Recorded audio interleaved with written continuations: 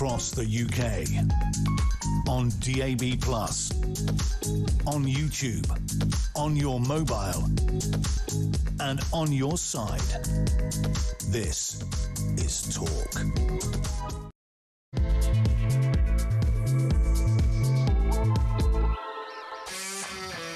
There you are now. Welcome to Drive Time, right here on Talk. I'm your host, Kevin O'Sullivan, and I'll be with you all the way to 7 o'clock. Get involved, get on the phone. Call me on 0344 499 1000, or you can WhatsApp me on the very same number, and I promise to play your message out. We've got a lot going on today, obviously. We're going to kick off, I think, with the weather, because normally, in the old days, we used to call this a nice day. Now we call it a death risk, and we close more than 1,000 schools. Businesses send their staff home early. The railway companies say, oh, you can't get on the trains because the rails are buckling, and don't get on anyway because it's too hot. They're businesses. They're talking about their customers. What kind of a business says to their customers, don't use us, don't get on the train today? Ridiculous. When did this asinine snowflakery consume the nation? Also today, of course, we'll be catching up with the latest on the new Messiah, Andy Burnham. Kemi Badenoch says that young people are being taught that Britain is horrible. That's true. They're also being taught that Winston Churchill, our greatest wartime leader, greatest ever leader, arguably, was an old racist. And on. The down-talking of our nation goes. But brainwashing our children into hating Britain, to thinking Britain is horrible, is a serious problem. Also, Keir Starmer is now going to stay on as an MP, a backbench MP. Well, that's thrilling, isn't it? And we need to talk about Andy, and we will talk about Andy. Plus, the witch doctor who cursed England last night, particularly Harry Kane. And he says that's why England didn't win. Ghana are ranked 65th in the World Cup team. 65th. England were in the top four, of course. Mighty England. Ghana came out, and I thought they played brilliantly. I mean, they weren't creative. They knew what they were going to do. They parked the bus, they defended, and they defended brilliantly, and they blotted us out of the game. But right at the end, Harry Kane had an open goal, but he skied it about 400 yards over the bar. Was that the witch doctor? We'll talk about that later. All that and so much more, so don't go anywhere. Stick with me right here, right now on Talk, the home of free speech and common sense. Let's spend Wednesday afternoon together. Let's go straight over to my first guest. He is the former political editor, now excellent columnist at The Sun, Trevor Kavanagh. Trevor, welcome to the show. Now, let's not talk about politics first. Let's talk about what I call the asinine snowflakery that is consuming this once sensible nation. Now, it's a hot day. It's a hot, sunny day. You and I date back to those long ago times when we used to say, oh, it's a nice day. Now, as a nation, we say, this is a death risk. And they have closed today more than 1,000 schools. That's ridiculous. That is ridiculous. What can we do about this? I don't suppose we could trust our new Messiah, Andy Burnham, to perhaps put a stop to this nonsense. But it is worrying, isn't it? Well, I think what you're seeing, Kevin, is the culmination of more than 40, maybe 50 years of the lurch to the left by the teaching unions, particularly the teaching establishment, now the universities and the colleges. And it's a situation where the atmosphere is alien to everything to do with Britain, its history, the Commonwealth, the Empire, and our attitude basically to every subject under the sun. And once you've got children under your control and teaching them your version of politics, give me the child until he is 7 and I'll give you the man. And we are reaping the whirlwind of that. Those children that were taken as infants and became captive trots or something like that in their early years are now in, not just in university, but they're teaching at university. They're in senior jobs in the BBC and elsewhere. They're in the civil service from top to bottom. and almost ineradicable. So we've got this terrible legacy of a propaganda system which is now being institutionalized throughout our society. And let's remember that while I tried to work this out, it's possible that more than 1 million kids today are not at school, ordered to stay at home because the sun's out and it's a bit hot. By the way, it's, in Surrey, they've recorded a temperature of 35.7 degrees, which in Old Bunny is 96.26 Fahrenheit. That's the hottest ever June day. I think it might be the hottest day we've ever experienced in recorded history. So it is very hot out there. But, you know, it's a nice day. And so we may have 1 million kids off school today. That is an abrogation of our national duty to educate the younger generation, if you ask me. I seem to recall back in the COVID crisis that on very hot days, kids weren't allowed to open the classroom windows in case they caught COVID, which they had no chance of catching. So mixed messages from the people who run our schools. Yes, it's all madness of the left. And look, these 1 million kids are sadly being prepared for not just not going to school, but not going to work. They're the ones who are going to end up as NEETs, not in education, employment or training. I mean, they're not being taught. These are excuses. There are ways and means. You and I are warm or hot. Not everyone's got air conditioning. Schools don't all have air conditioning, but you could open the windows. People just have to sit still and not do physical exercises. So you can still learn when the temperature's hot. And, you know, I lived in Australia for nearly 10 years on and off, and the temperatures there were and still are frequently into the very high 30s on a regular basis, sometimes topping 40. Well, Australia doesn't come to a halt. Yeah, and also all the Brits today who go, oh, it's terrible. And don't forget, for all those kids who have to take the day off school, that means a lot of their parents probably have to take the day off work to look after them, and therefore this is a real hit to our economy. This is serious stuff, and we've got to get out of this habit. It's so pathetic. As I say, I call it asinine slow-fakery, and it should stop. Let's talk about our friend Two-Tier Keir. He's off to the backbenches. You'll be thrilled to hear he's just announced that he will remain in Parliament. That's very exciting news, isn't it? Lending his own brand of dynamism to the backbenches. But Kemi Badenoch today at Prime Minister's Question Times gave him a real going over. Let's have a little look at some of the highlights. She lives next door to him, but wouldn't even come out to stand by him during his resignation speech. She was too busy getting ready for a selfie with the new leader. Does the Prime Minister feel let down by his Chancellor? This is the Chancellor who ended austerity inflicted on our country for 14 long years.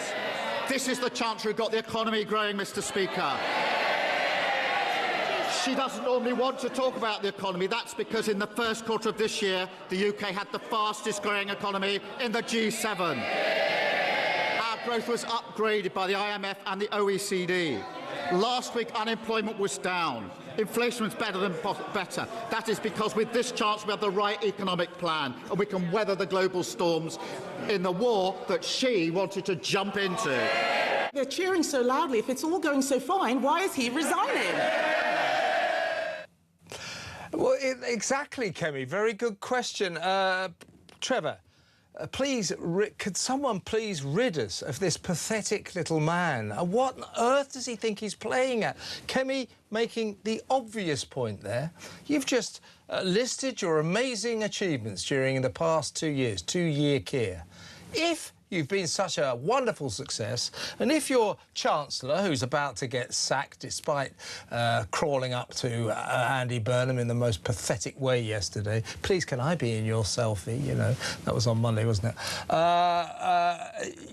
If it's been such a triumph, why is he resigning? He's resigning because he's been a disaster. He's got, you know, it's tragic to watch, actually. It's a bit of a sad spectacle, this little man trying to talk himself up in his moment of disgrace and shame, to be honest with you. Well, I think that Kemi hit all the right notes there. And in that small clip of Keir Starmer trying to justify the triumphs and successes of his brief and stunted and terrible regime, I think you saw an encapsulation of everything that went wrong and led to his unceremonious dumping after the McAville by-election. I mean, the big problem, Kevin, is that there are some things which I think that Andy Burnham has in common with the Prime Minister he's replacing.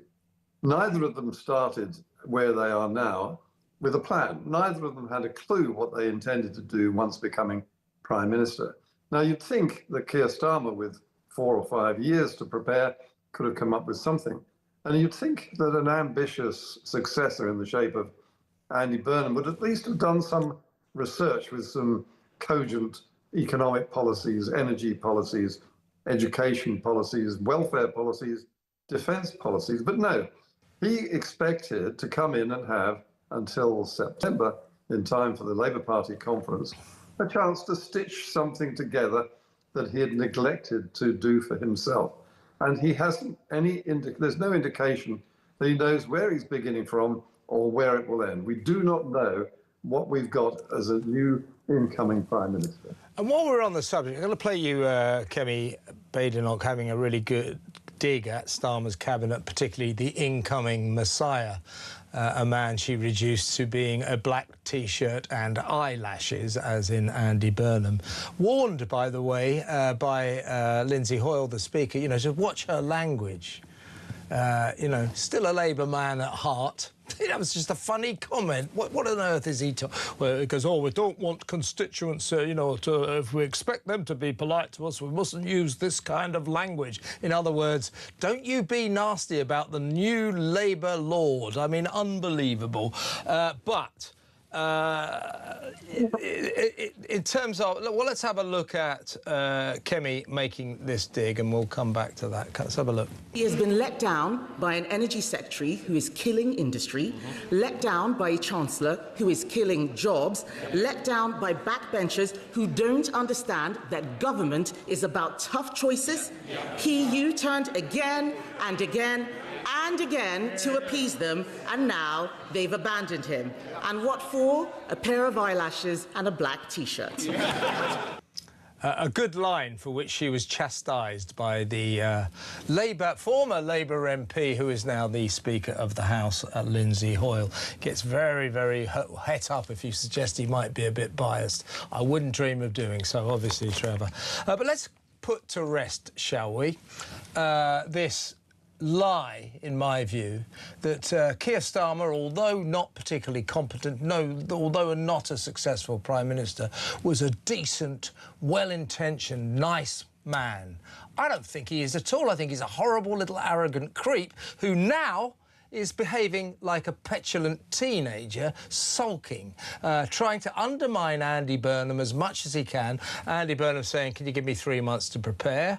To take over. No, I'm going now. So Burnham's got to probably be ready to go into Downing Street on July the 17th. He's getting about 3 weeks if he's lucky.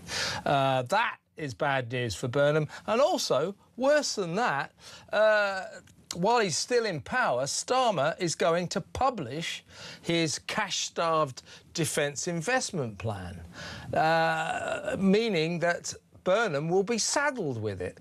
And when his representatives go to the NATO conference in Turkey, along with Starmer, you know, they're going to find out that NATO's going to go, this is useless. But Starmer is saddling him with it. He's doing this deliberately to undermine a successor. He's having a little temper tantrum, isn't he, our friend Starmer? Yes, and frankly, I don't blame him. But, I mean, the simple fact is that he deserves everything. I'm talking about Starmer himself. Yeah. That he's getting, and he's the one who made a hash of all this. The reason he's going is because he's been no blooming good. Sorry there, I nearly said something else. I know the words you were thinking of, and I agree. But, I mean, look, he's landed us in a terrible mess, and his little exhortation about how triumphant his government is, about ending austerity and how wonderful Rachel Reeves has been as Chancellor. That was all self-delusion. In fact, it was blatant lying. This is a man who is not just ruthless, but appallingly unscrupulous. He is not a nice man at all. He might be a nice man to his wife and his kids and his dearest friends, but in terms of the country, he's been brutally unkind. He's left us in a terrible, terrible mess. And the chances are, the signs already are, that Andy Burnham will be no better. And indeed, Labour's ratings have plunged since this scrap began. Yeah, and why does Burnham, you know, I understand you got a plan because Starmer didn't. But, you know, why does Burnham want 3 months to get together his plan for Britain? I mean, surely he could sit down with his closest advisors, his political friends, around a table, I don't know, 10 of them or something. They could thrash something out in a couple of days, shouldn't they? Why does politics move at such a glacial pace? If you're making your ambitions, your ego trip so blatantly obvious to everybody prepared to listen and point a camera in your direction for over a year, you would think, wouldn't you, that you might spend a couple of weekends here and there.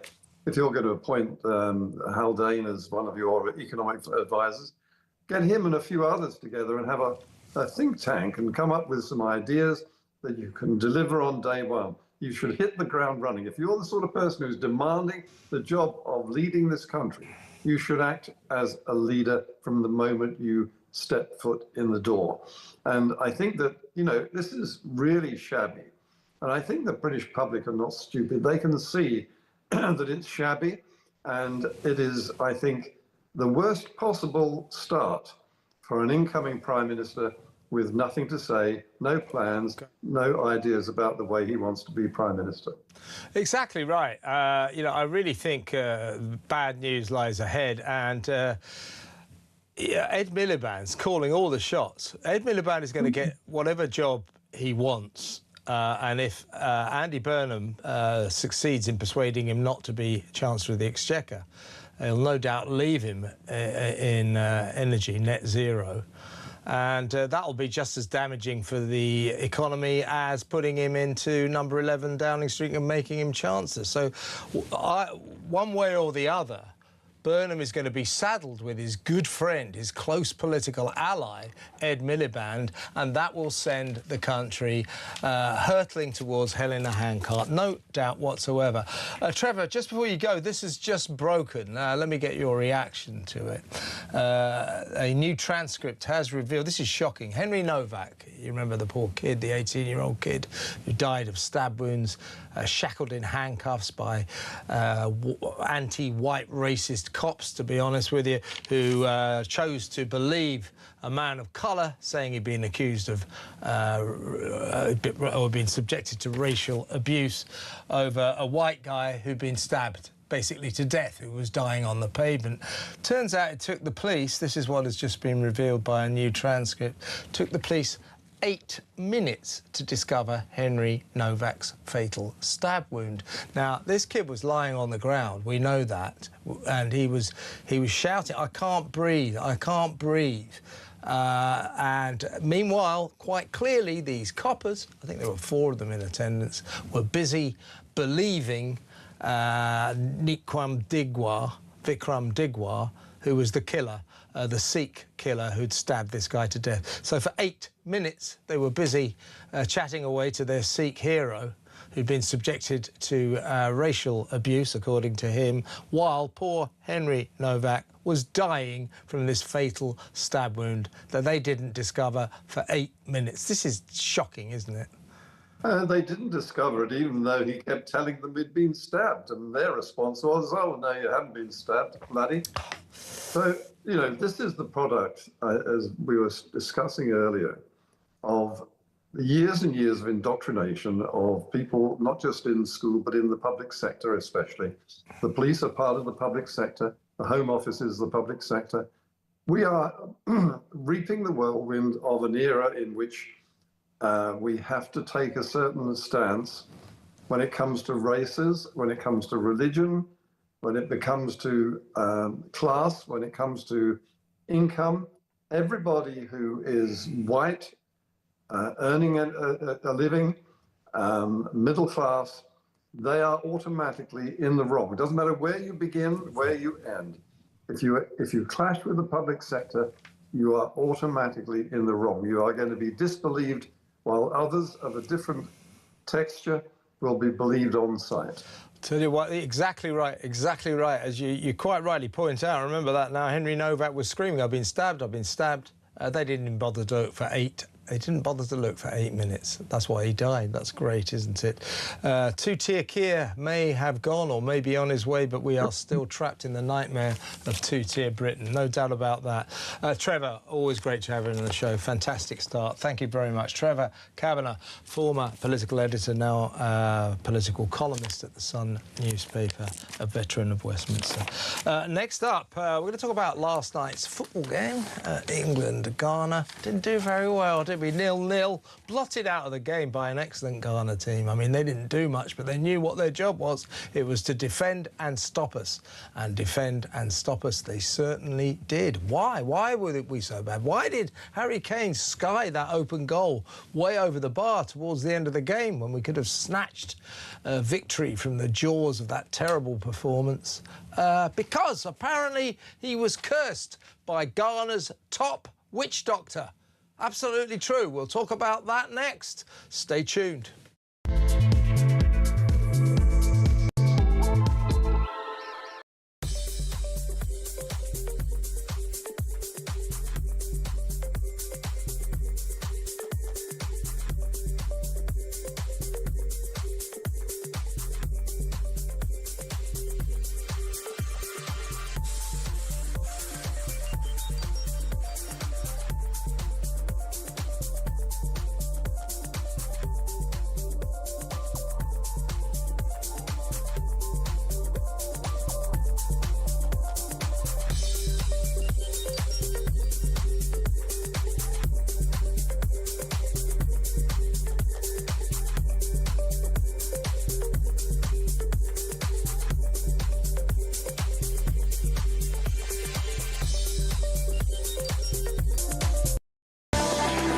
I listened to Keir Starmer yesterday when he came out, and it looked to me like, I thought for a moment he was saying that he was going to challenge Andy Burnham because he made the case for why he was so brilliant. We all have our own views about that, but it was certainly not a kind of I failed, that's why I've had to go. It was I succeeded, and basically you don't want me anymore. And that was that. More really. fool you, yes.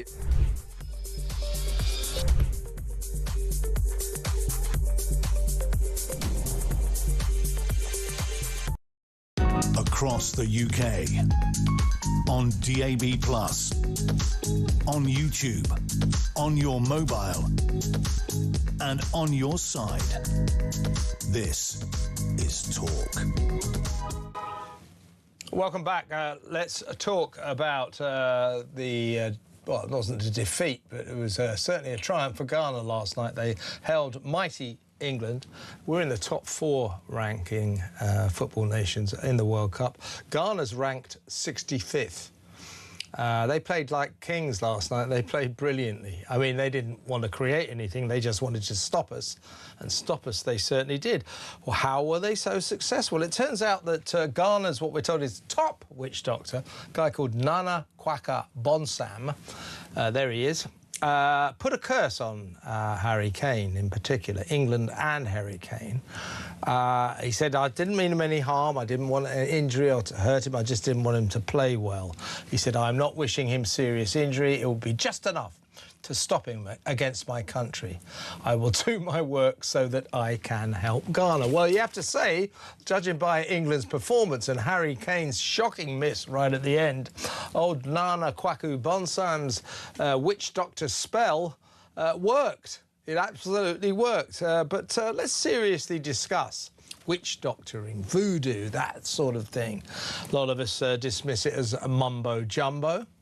But is it? Let's talk to Adam Ashforth. He's a professor of Afro-American and African Studies at the University of Michigan. He's also the author of Witchcraft, Violence and Democracy in South Africa.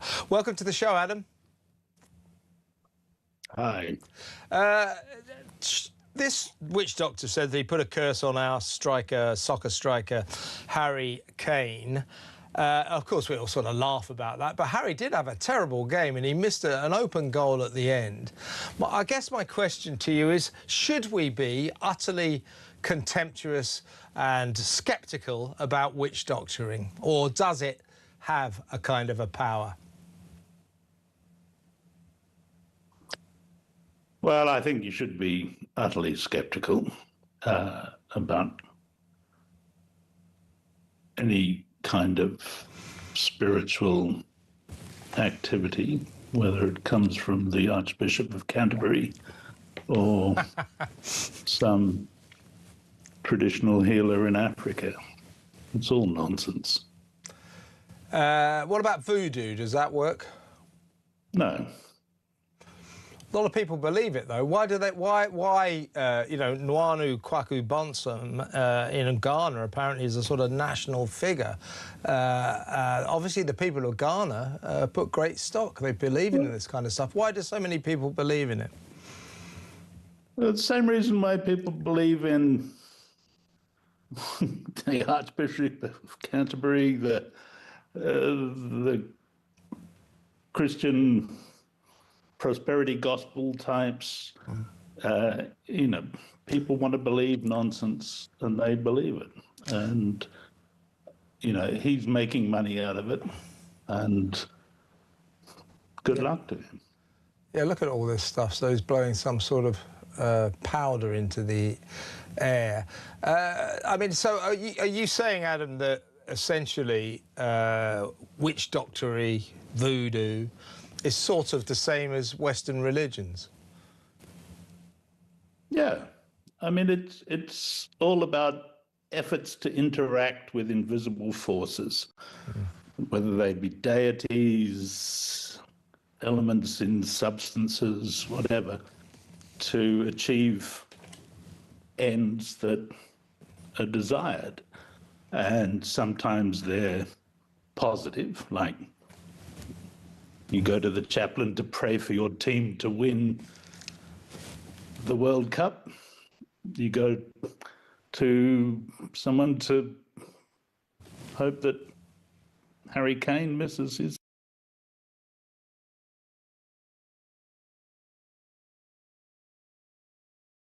Would have scored that goal, I mean, 99 times out of 100. It was a shocking miss from a man who knows how to score goals. So the Ghanaians will be thinking that that witch doctor hit the spot. So what I guess I'm getting at, by the way, his name, Nana Kwaku Bonsam, means the devil of Wednesday. So I'm wondering whether Ghana has a whole set of these witch doctors, you know, the devil of Monday, the devil of Tuesday, go through the days of the week. But seriously, Adam, if people believe in this stuff, does it thereby assume a kind of power and potentially an effectiveness? Well, yes, if you're within that same zone. So I imagine that Harry Kane doesn't believe this.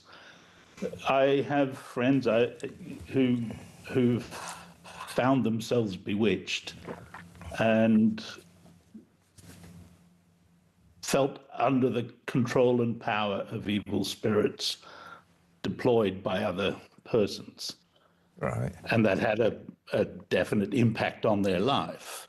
I don't think that the witches had any material impact on their life, but that sense of being subject to invisible spiritual forces works, which is also the same as, you know, like in the country where I currently live, America, people believe in demons and devils having effects on their lives. You know, millions of Americans see these things as real and powerful influences.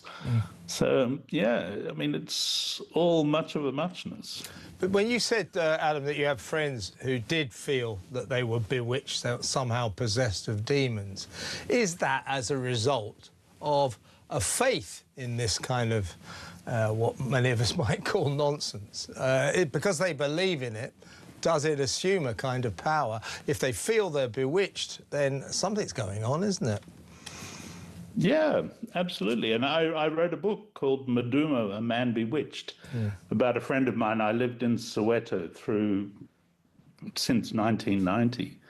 And a friend of mine in the late 1990s, his mother died from natural causes, I would say, hypertension, heart failure, whatever.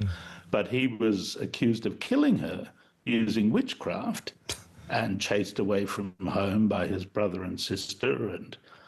And I helped him go to a traditional healer and, get the witchcraft out.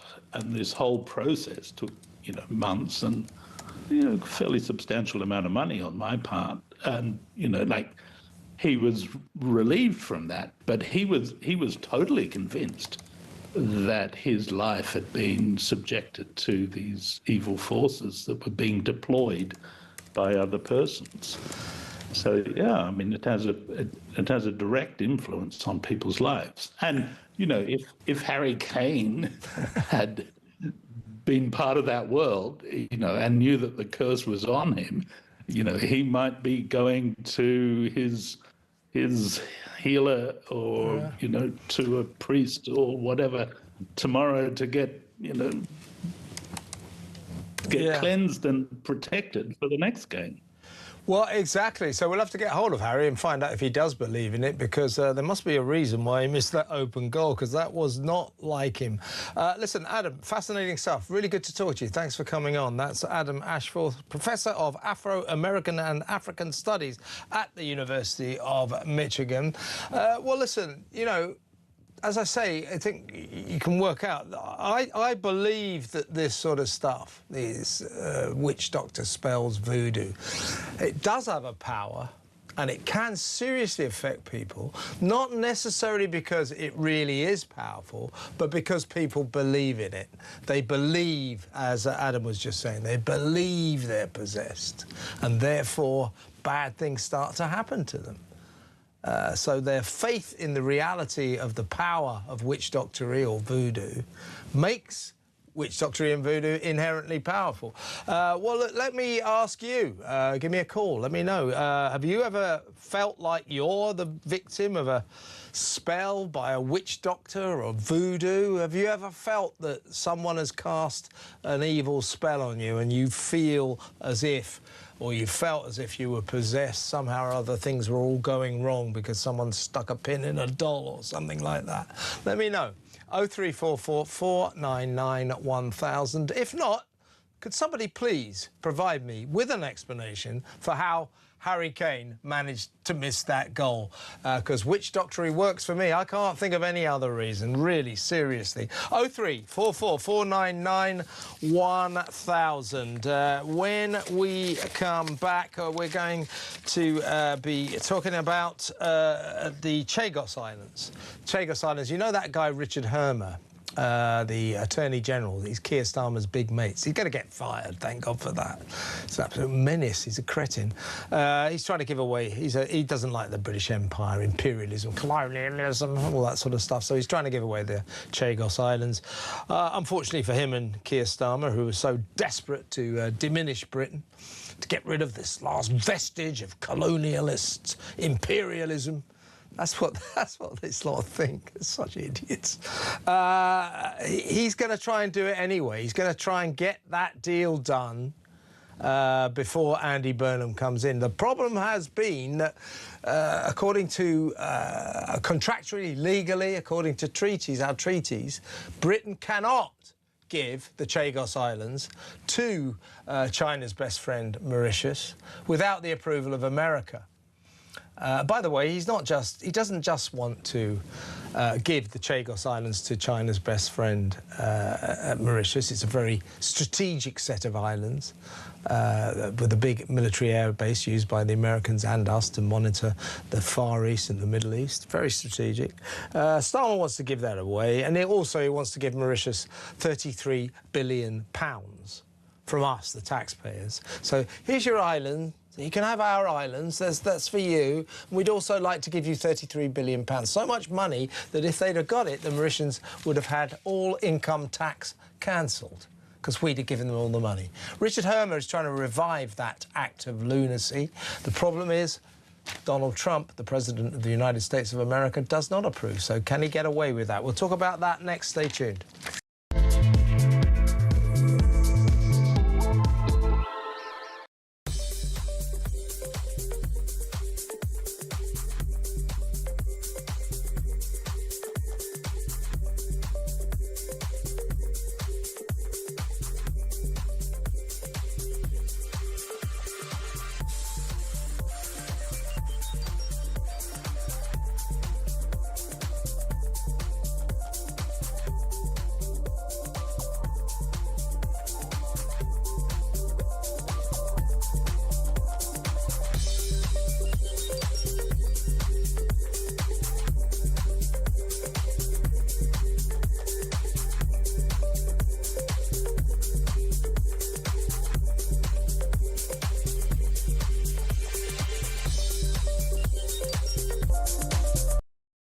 Across the UK, on DAB+, on YouTube, on your mobile, and on your side.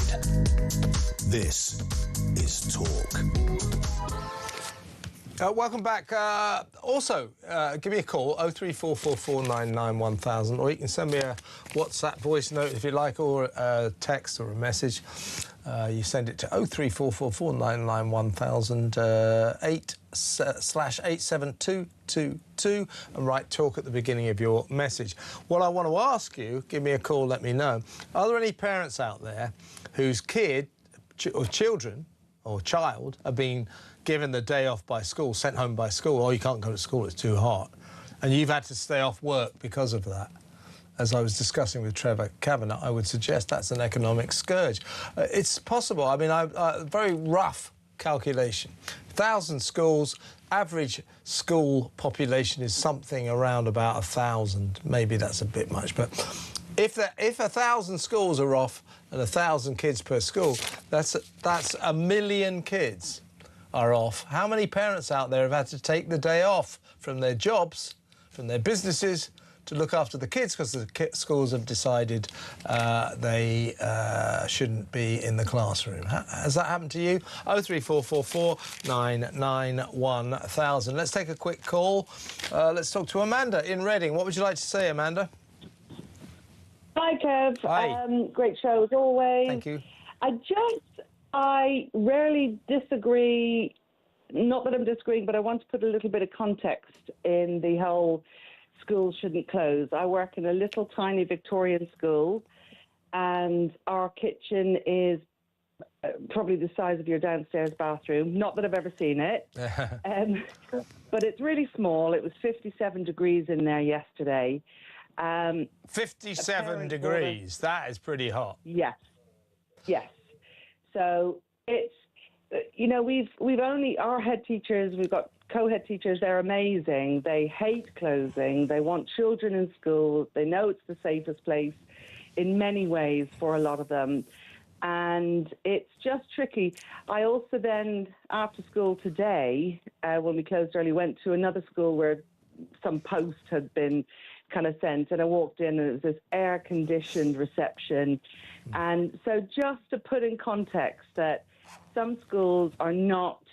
Look, Amanda, you know, I'll concede. It sounds like your school, if it's 56 degrees in the kitchen, kids have got to be fed. Yeah. You know, I'll concede. You know, there may be some establishments, Victorian buildings, where perhaps kids should be given the day off. But this is generic.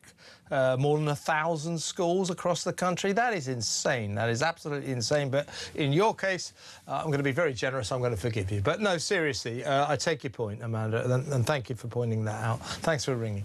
Amanda in Reading. Bob Seeley is now ready, former Conservative MP, military expert as well, author of Total War, about new forms of warfare in the 21st century. Bob Seeley, welcome to the show. We're talking about the Chagos Islands, which are deal, a ludicrous self-harming deal, national self-harm, an act of national self-harm. I think it was Donald Trump called it an act of extreme idiocy, and I think he's right. But we had these two human rights lawyers with a firm, vice-like grip on the country, Keir Starmer and his buddy Richard Hermer, you know, who were determined to push this through international law. Let's get rid of the vestiges of colonialism, of awful British imperialism. Let's do our nation down. That's what those guys are like. Also, along the way, let's give these islands to China's best friend, Mauritius. And, hey, let's chuck them £33 billion as well. A deal that mystified every person in Britain apart from Starmer and Hermer, mystified the President of the United States. Absolute lunacy. But Hermer, who's almost certain to get sacked by Andy Burnham, and not a moment too soon, as the Attorney General, this is going to be his last act. He's going to try and force it through. Now, it would strike me, Bob, that he's going to have trouble doing that because contractually, legally, according to our treaties, we have to have the approval of the United States of America to give the Chagos Islands away, and Donald Trump does not approve. But what is this little man Hermer playing at? He is clearly, like Starmer, determined, Kevin, to push this through, come hell or high water, because they think in some great way that this is a victory for international law over the British national interest. I really wish Richard Hermer had never been our Attorney General. He's much happier suing British troops and trying to haul our troops through the courts for decades on end in that repellent way that he and his gang of human rights lawyers have done, and now no doubt Starmer can join them as well. I wish they had never done this. It was an incredibly stupid thing to do. It was started by the Tories, but thankfully David Cameron shut it down when he became Foreign Secretary, and that should have been the last of it. And for all these sort of dubious international courts with their dubious judges and dubious legality, we should have said, sorry, no. And this is just particularly annoying because it was about a month ago where common sense finally prevailed and Starmer and Hermer reluctantly had to accept, I'm sorry, this is a treaty. You need the approval of the United States of America before you commit this act of national self-harm to Britain by giving away these very strategic islands. You can't do it. That situation is still in place. The President does not approve. And therefore, Hermer, this is a desperate move by him to try and get it through, across the line against treaties, just to do this as a final act of sabotage to this nation. This is outrageous. Do you think he's going to get away with it? I hope not, Bob, because, as I say, legally, if he's so obsessed with international law, the international law is we can't give these islands away without American approval. So hopefully he's stymied again. I really hope that's the case, Kevin. I really hope that he fails in this dreadful aim of his, which he should never have embarked on anyway. That money should be earmarked for UK defence. We should never have gone down this route of trying to pay vast sums of money to a China ally to take these islands off us. It's an incredibly foolish move, as you eloquently say, and let's hope he fails. The Lords have yet to agree, and the Lords won that victory. So they're still going to have to try to push it through the Lords and the Commons again, and let's hope the Lords can stymie this action again. But more importantly, let's hope Trump just says, I'm not signing, Richard Hermer, so don't bother. Exactly right. And a last point really is a pop fact, but well, maybe you can explain. I never did quite get my head around how we're not only going to, or Hermer doesn't only want to give these islands to China's best friend Mauritius, a strategic horror move, it really is. But why is it that along the way we've also got to give Mauritius £33 billion? Pop fact, that is so much money that had the Mauritians got it, they would have cancelled income tax. Mauritians would no longer have to pay income tax because we suckers in Britain are giving them so much money. What on earth is that all about? You know, I have to say, Kevin, nobody has actually ever explained publicly why they have to take the money as well. So I understand that according to a bizarre interpretation of international law, we have to give these islands away. This is nonsense. But I find the really extraordinary thing, which I think some people haven't yet got their head around, is quite how much we are paying to give away. So, for example, President Trump, when he found out there's billions involved, assumed that the Mauritians were buying it off us and that somehow we needed the money. And when he was told that we were actually paying to give this stuff away, it almost like it didn't compute for Trump, because he's a property developer guy, and he's sort of thinking, if I'm taking something of yours, I should be paying for it. Or if you're giving me something, you're not giving it free, I should be paying. So he couldn't quite understand it. And to be honest, nobody in the government has been able to explain why we have to give away vast sums of money, pretty much the sort of annualized cost per schools or defence, in order to give away these islands. Yeah, it's the equivalent of going into a car showroom, isn't it, and saying to the car dealer, right, I fancy that brand new Jaguar, how much are you going to give me then to drive it away? It's absolute nonsense. Bob, great to have you on the show. Thank you very much for your time. Great stuff. Now, I should read the Attorney General Richard Hermer, Lord Richard Hermer, let's get that straight. He was ennobled by that idiot Starmer because he wanted his mate to be the Attorney General. So it's Lord Richard Hermer.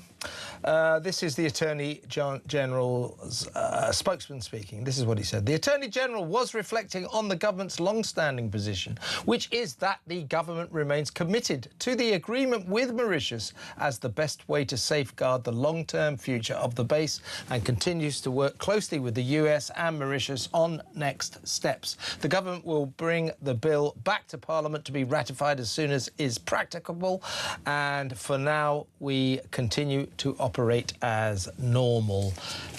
Here's a man possessed. Let's stop him. Let's make sure he doesn't get to do this. A final act of self-harm to this nation by this Britain-hating. He hates this country. People like Hermer and Starmer, they hate this country. They're imperialists. You're colonialists. Let's get rid of the vestiges of British greatness. That's why they want to do this. It's absolutely disgusting. Your thoughts, folks? 0344 499 1000. Let's not let that little cretin Hermer get away with this, right? 0344 499 1000. Well, next up, Andy Burnham. Here we go, folks. Andy Burnham looks set to water down the Home Secretary Shabana Mahmood's alleged hardline crackdown on the migrant crisis. He's going to soften it all up. This will be the first in an avalanche of left-wing moves by our new left-wing messiah. Get ready, folks. This is going to be a bumpy ride. We'll talk about that next. Stay tuned.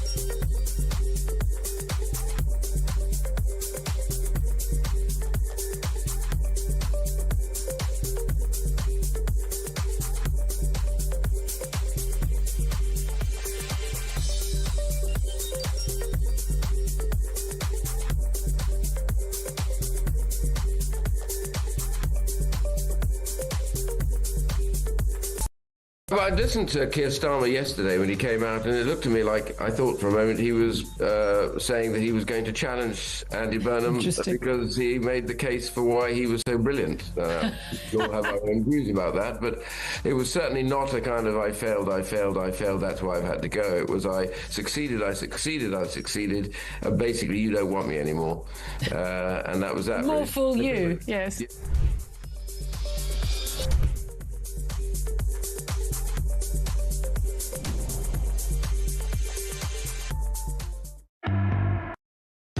across the UK. On DAB+, on YouTube, on your mobile, and on your side. This is Talk. Andy Burnham could ditch tougher settlement rules for migrants already in the UK. Of course he will. He's not going to do anything about the migrant crisis. I mean, you know, if you thought Keir Starmer, two-tier Keir, was disastrously left-wing, you wait for Burnham. You wait. This is going to be a nightmare. You better fasten your seatbelts. Tom Jones is going to join me now. He is the Deputy Online Editor of The Critic and also a Conservative councillor. Let's talk about Burnham, Tom, and let's talk about his apparent plans. You knew it was going to happen, to water down Shabana Mahmood's migrant crisis crackdown. This is just the beginning, isn't it? Yeah, I think so. So basically, the reforms we're talking about are Shabana Mahmood's plans to extend the time it takes for most migrant workers to qualify for permanent residence, to turn that from 5 to 10 years, and to apply that retrospectively to the Boris wave, which is obviously this huge wage, you know, several million people, many of them in low-paid jobs from developing countries who moved to Britain. It's nearly 4 million, isn't it, who are just about to qualify for full benefits because of the right to remain, the automatic right to remain that I think now unfolds after 5 years. Shabana Mahmood wanted to stretch that to 10. Andy Burnham, I reckon, will probably take it back to 1 year. He wants to water down this diktat. That's true. Yeah, the cost of this, I think the Migration Advisory Committee have said it will cost up to 10 billion. Other estimates is that all? 61 billion. But even basically critics of Shabana Mahmood's policies have said it will cost at least 600 million. Now, I think this is interesting in that this is so far Burnham's only intervention on migration. We've not heard about his plans for the Channel Boats crisis. We've not heard his kind of any immigration policy. This is the only intervention that he has made so far. And he's basically, what he's doing is taking the same position as Angela Rayner did in March. And she basically said that this was deeply, deeply unfair. It needed looking at again. And she got joined by more than 50 Labour MPs, including some frontbenchers. So I think this is really the bent of the Labour Party. This is where they want to go. And unfortunately, Burnham is going to let them, to great fiscal cost to the British taxpayer. Exactly right. Meanwhile, you've got Angela Rayner, obviously jostling for position as well. She says that benefit claimers are not lazy and are not work shy. Well, you know, I think it's very unfair to say all welfare claimers are lazy and work shy, but it's ridiculous to say that none of them are. Absolutely absurd. But this will be the world view that will dominate Andy Burnham's administration. You know, welfare, these are benefits. You know, we must pay all these people their benefits. They're not lazy. They're desperate for work, but they just can't find it. Oh, these migrants, let them keep coming in. We don't want sovereign borders. That's all right-wing and racist and far-right and nasty, isn't it? This is going to be the tone of Andy Burnham's administration. It's going to be soppy, woke, left-wing and disastrous, in my view. Now tell us what you really think. No, I think Labour has a real problem at the minute, actually, with systemic problems. Britain has a lot of systemic problems. Migration is one of them. Our welfare bill is another, where basically we have these huge problems where we have whole categories of people, and we need very wide-ranging policy solutions. And Labour seemingly cannot look at things on a population-wide scale. What they really want to focus in on are the individual stories and the individual harms, which always must be accounted for. But it's never balanced against the systemic problem that they're creating, the downstream consequences of having millions of people off work and on benefits. So, yeah, I think we are going to see a lot more of this. I think it's a natural tendency within the Labour Party. And it's going to be very deleterious to our public finances. You think things can't get worse, but things can always get worse, and they might have to get a lot worse before they get better. I think that is probably our destiny. It's going to get worse. Did you see this this extraordinary statistic, right? So Labour, Starmer and his mob have been trying to persuade us for a couple of years now. You know, the thing is, you know, what we're going to do, we're going to get all these asylum seekers out of these hotels because that's too expensive. That's very expensive. And we're going to put them in much cheaper sort of disused army camps at air bases and so on and so forth. You know, for example, Crowborough in East Sussex, where the local army training camp is currently populated by about 450 asylum seekers. They've got about 100 or so to go. It will, in the end, have 545 young male migrants living in the middle of this little pretty village in East Sussex in Crowborough. The residents are absolutely thrilled about this. That's why they have massive protests every weekend. Anyway, as Labour sells us this snake oil salesman claptrap, their story is, well, you know, we're going to save money, as if the only thing we worry about is how much it costs to accommodate migrants. No, we'd like to stop them coming, actually. That notwithstanding, here's the deal. It costs an average of £141 a night to put migrants, asylum seekers, up in asylum seeker hotels. At the Crowborough Army base, which is typical of these redirected bases and military camps, it's going to cost £161 a night. It's going to cost considerably, significantly more to put these migrants into an army camp than it would to put them into hotels. Another lie from this lying Labour government. Yeah, it's absolutely disgusting. I think the under-considered thing there is, of course, this is also part of a move to get them into what's called dispersal accommodation, which basically means privately rented houses, often, you know, done through a company like Serco. And so you're having people who have worked all their lives to, you know, own a lovely house on a street they love, they take pride in, and then one further down is rented with their taxpayer money to host large numbers of asylum seekers that they don't want and have never asked for. I think you're right about the cost. Really, the unsaid thing about the hotel bill here is that hotels have started to act as a flashpoint for public dissatisfaction. Yes, good point. Around migrants, and putting them in army camps. To be fair, I think is safer. I think it's safer for the population if they can be, particularly if they can be contained on the facility. And it stops them acting as a flashpoint for public dissatisfaction around migrants, particularly when crimes are committed. I agree, Tom, but I think it's based on a false narrative that the Labour have created, which is all we care about is how much it costs to accommodate asylum seekers. Well, you know, yeah, OK, do it as cheaply as possible. That is not our concern. Our concern is the number of them that you just let come into the country. Stop them coming. That's what we want. Tom, great to talk to you. Thank you very much. Tom Jones, Deputy Online Editor at The Critic. Next up, Darren Grimes with all the big stories. Stick around for that.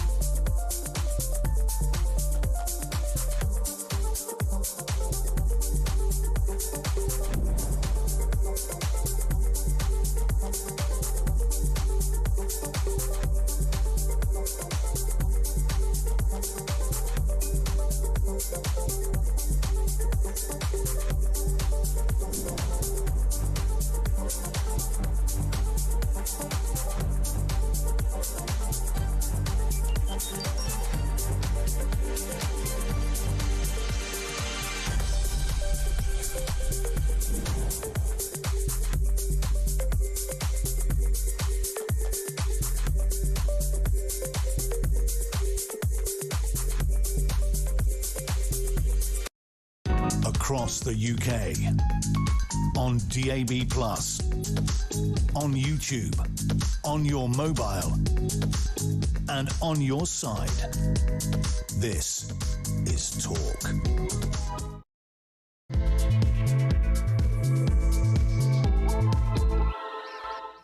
In a little while, we're going to talk to former headmaster Chris McGovern, now chairman of the Campaign for Real Education, and ask him why more than 1,000 schools have closed today because it's hot and sunny.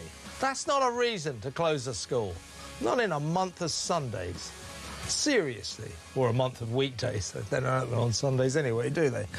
But seriously, so Chris McGovern will join us in a little while. In the meantime, for the next 20 minutes or so, we'll spend them in the excellent company of the Deputy Leader of Durham County Council, Reform UK guy, Darren Grimes. Welcome, Darren. Thanks very much, Kev. Always a pleasure to have you on the show. I mean that. I want to get your take on this breaking news. It broke about an hour ago. It's shocking. It's another horrific detail from the death of poor Henry Nowak, that kid, 18-year-old student who was stabbed to death by that Sikh guy, Vikram Digwa, who called the cops and said, "I've been subjected to racial abuse by a white guy."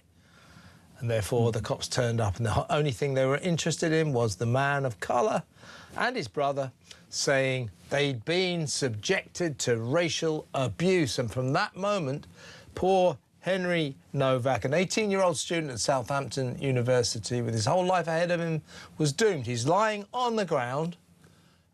He's screaming, "I can't breathe. I've been stabbed." The police ignored him, and one of the coppers, we've heard this, said, "You've been stabbed. Whereabouts? Don't think you have, mate." Well, the new fact that's just emerged, Darren, is that it took them 8 minutes, these coppers, to finally get round to actually putting any store at all by this dying kid's impassioned plea, "I can't breathe, I've been stabbed." It took them 8 minutes. After saying, "Don't think you have, mate," it took them 8 minutes to get round to finally checking. Then they found he had been stabbed. He was choking on his own blood. He died in handcuffs, under arrest, charged or accused of racial abuse. 8 minutes. And these coppers basically saying, "Don't think, yeah, stop swinging the lead." This is an absolute horror, isn't it? It absolutely is, Kevin. You know, it sickens me, actually, because you are absolutely correct that ultimately what happened here is an act of racism. The act of racism being that they took one look at the colour of Henry's skin and said, well, he's a white fella, so of course he's perhaps had a drink or two, and therefore being working class, that he must have a actual prejudice against people of colour, as you say. Ultimately, if you tell someone multiple times and they are in a position of authority and can save your life that you have been stabbed, the first thing you have a duty to do is check that that person hasn't been stabbed when they're saying they have. They just didn't believe him. They said he's a racist white guy. We're not going to have any truck with anything that he's got to say. They've been so indoctrinated, trained in the ideology of DEI, the most racist, virulent disease in Britain today. And they didn't believe him. And it breaks the nation's heart, Kev. It really does. Yeah, so brainwashed with these young coppers by the, anti-white racism. That's what you're talking about. It's so brainwashed were they by this culture. Well, if a person of colour accuses a white person of racial abuse, that trumps everything. That's more important than murder, more important than race, rape, anything like that. So brainwashed were they that when this kid's saying, "I can't breathe, I've been stabbed," they basically said, "No, you haven't." For 8 minutes. I would suggest that killed him. That delay killed him. That's the important point, Kev, actually, because the police maintain that actually they couldn't have done anything in order to save Henry's life. Well, 8 minutes, how do they know that? How do they possibly know that? What could have actually been done in 8 minutes to actually stop the bleed? I have no idea. I'm not a medical expert, but ultimately, I think lessons have to be learned from this. I know politicians say that all the damn time. I get sick of it, but they really do. And the lesson that needs to be learned is that we have turned racism on its head, and now there is a clear and sustained anti-white racism. We saw it with the rape gangs. We saw it with what's happened with Henry Nowak. It is happening in this country. Wake the damn hell up. Absolutely, Darren. Well said. Need to get your thoughts on this shocking report into Nottingham maternity units has come out today. More than 500 mothers and babies died due to what's called a toxic NHS trust.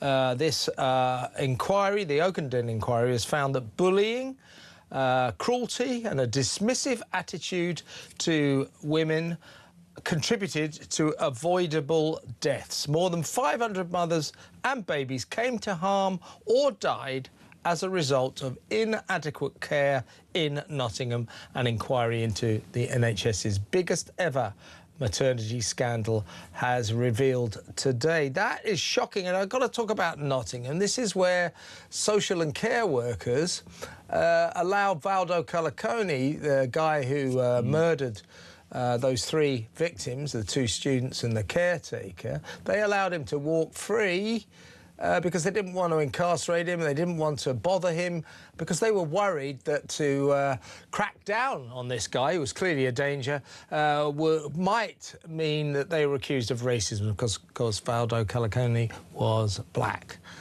So Nottingham, what the hell is going on in this city? These poor mothers and babies, Darren. It's heartbreaking, yeah. I mean, being told to take a paracetamol and have a hot bath. You know, it beggars belief. And that the pattern is the point, isn't it? It's that there's the same sustained set of findings. There's the same set of buried reports. And every single time there aren't questions asked about it. And you have to ask yourself, you know, we are all beneficiaries of the NHS, but we need to get over the fact that this is some kind of sacred cow. That's the big problem here, right? The idea that the NHS is the envy of the world when things like this are happening. And you can't say a word against it, otherwise you'll be accused of wanting to sell it to Donald J. Trump, for goodness sake. I mean, the reverence is exactly how a toxic ward of these kinds gets away with this kind of malpractice for years and years.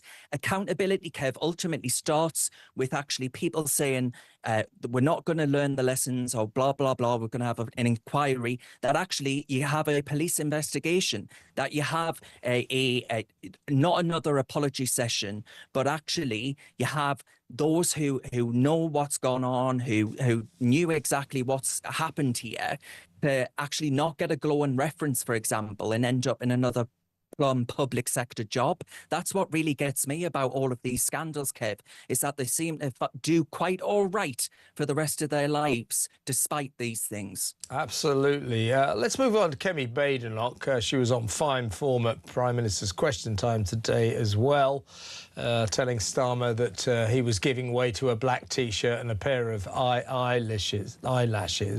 But she's also said to the Daily Telegraph, that young people in Britain are being taught that their country, Great Britain, the UK, is horrible.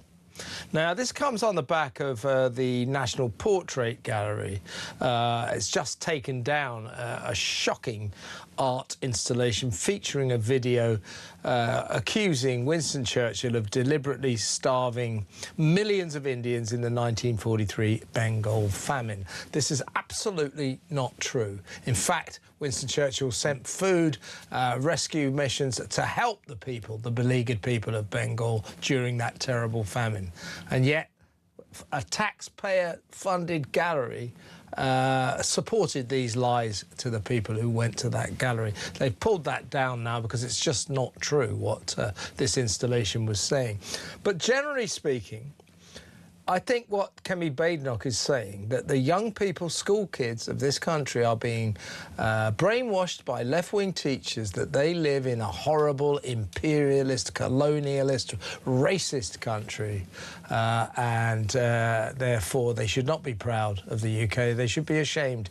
This is what's going on. It's really worrying. Generations of kids coming up brainwashed by this unpatriotic claptrap. It absolutely is, yes. I think there are 2 points that I would say here. First of all, on the Churchill narrative that's been...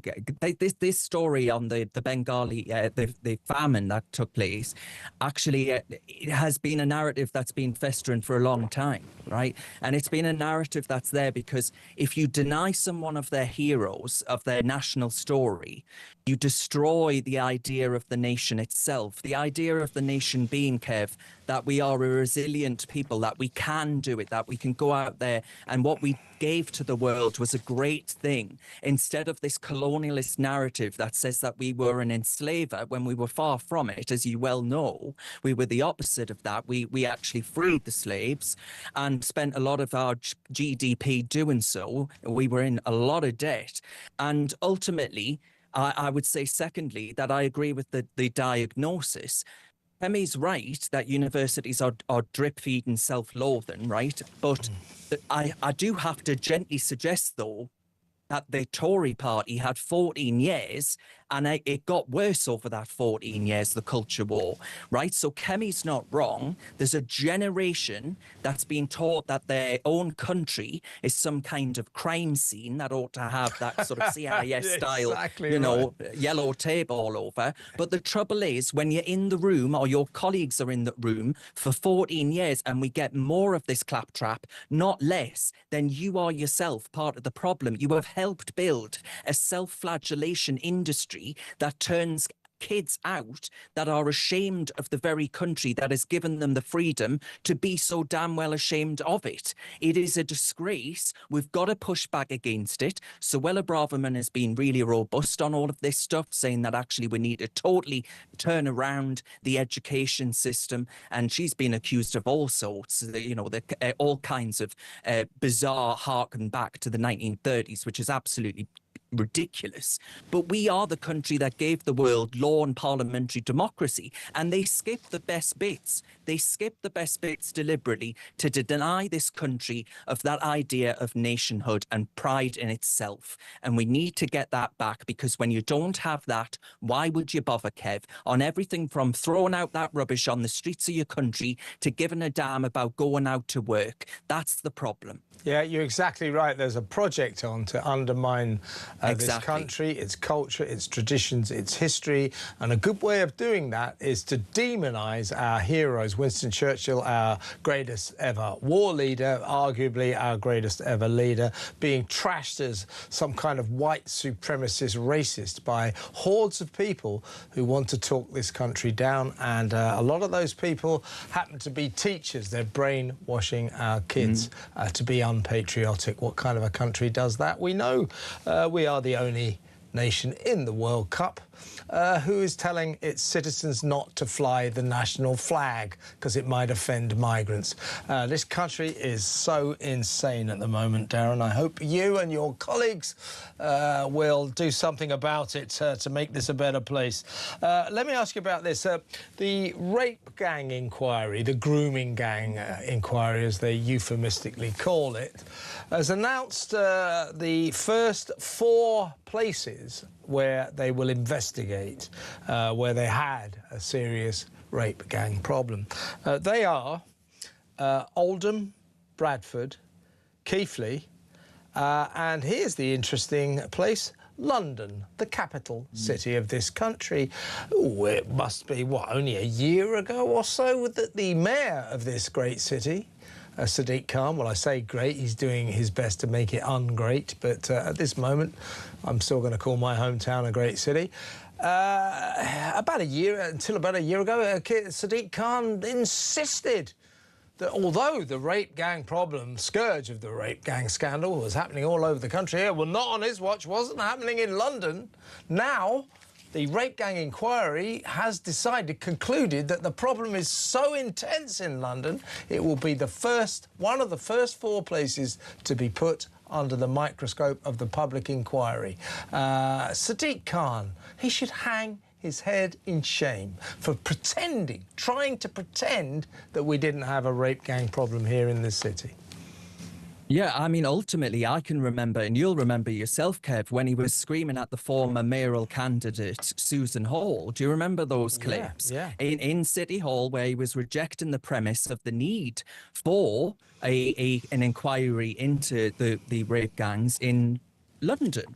And, you know, you'd look around and you just think, on this point, right, I'm glad it's happening, but I do have to agree with Dame Maggie Oliver, who knows more about this than anybody else in this country, as far as the extent to everything that's gone on. And the number of whistleblowers that contact her, safe in the confidence that she understands, she gets it, and she's on their side.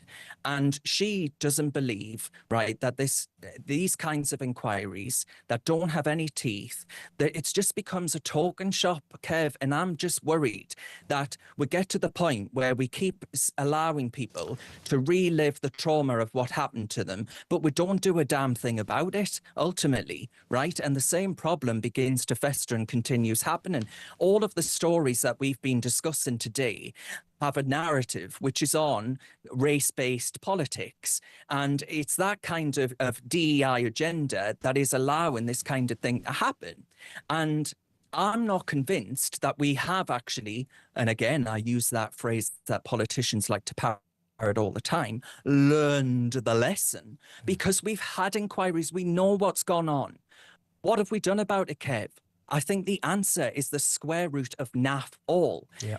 2 decades, right? A mountain of ruined girls. And to admit that what every mum in those towns already knew and was screaming at the police to try and do something about. It's not a paperwork failure. This is the importation of men with attitudes about women and girls that have absolutely no place in my country, in my society. And then you tell the victims to keep quiet for the sake of community cohesion.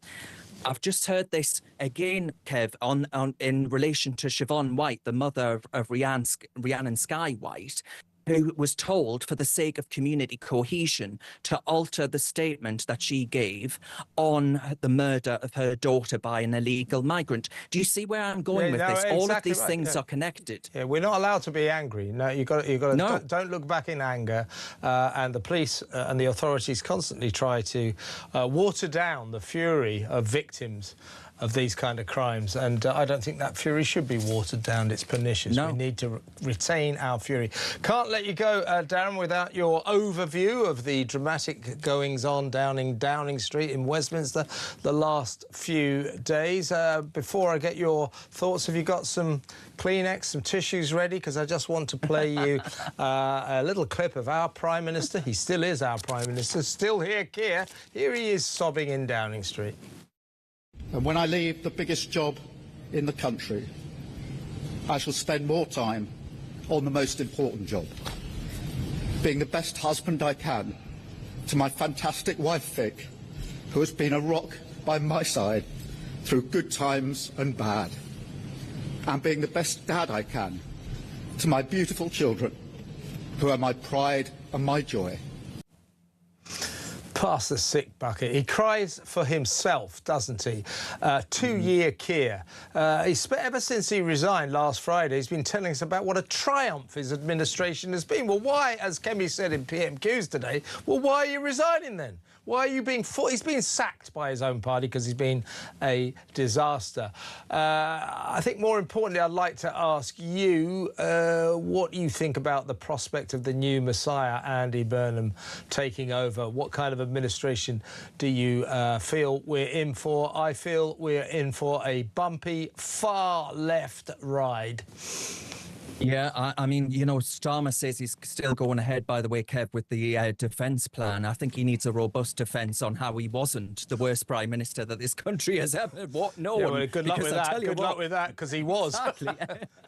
Absolutely. But ultimately, where I think that the direction that the country's going to go in, Kev, I don't think nothing, in the immortal words of Theresa May when she stood up and said, nothing has changed. Nothing has changed. Well, guess what? Nothing has changed, because we're going to continue to see the dispersal of migrants in communities like mine up here in County Durham in our affordable accommodation. They're dispersed among communities who have bought their houses and who are going to suffer as a consequence. That will continue. The Net Zero project pushing the highest electricity costs in the Western world on our people, that will continue. The highest taxes since World War II, that will continue. In fact, it'll probably go even further because he's coming for property. Ultimately, nothing is going to change. The benefits bill will continue to climb because despite the fact they've got 411 MPs, none of them have got a spine among them to do a damn well thing about anything that is the problem rotting the core of our country, Kev. Absolutely right. And bear in mind the grim prospect, potentially, of Chancellor of the Exchequer, Ed Miliband. Pass me my passport. I need to leave the country. Don't. Darren, on that low beat note, it's been great to have you on the show, as always. Thank you so much, mate. Darren Grimes, the Deputy Leader of Durham County Council Reform UK. We're going to go to break now. When we come back, Chris McGovern, former headmaster, chairman of the Campaign for Real Education, will join me. I need to get his take on what I think is this ludicrous spectacle of more than 1,000 schools closing down today, shutting up shop, shutting up the classroom doors because it's a bit hot and sunny. What? Let's find out what Chris thinks after this break. Stay where you are.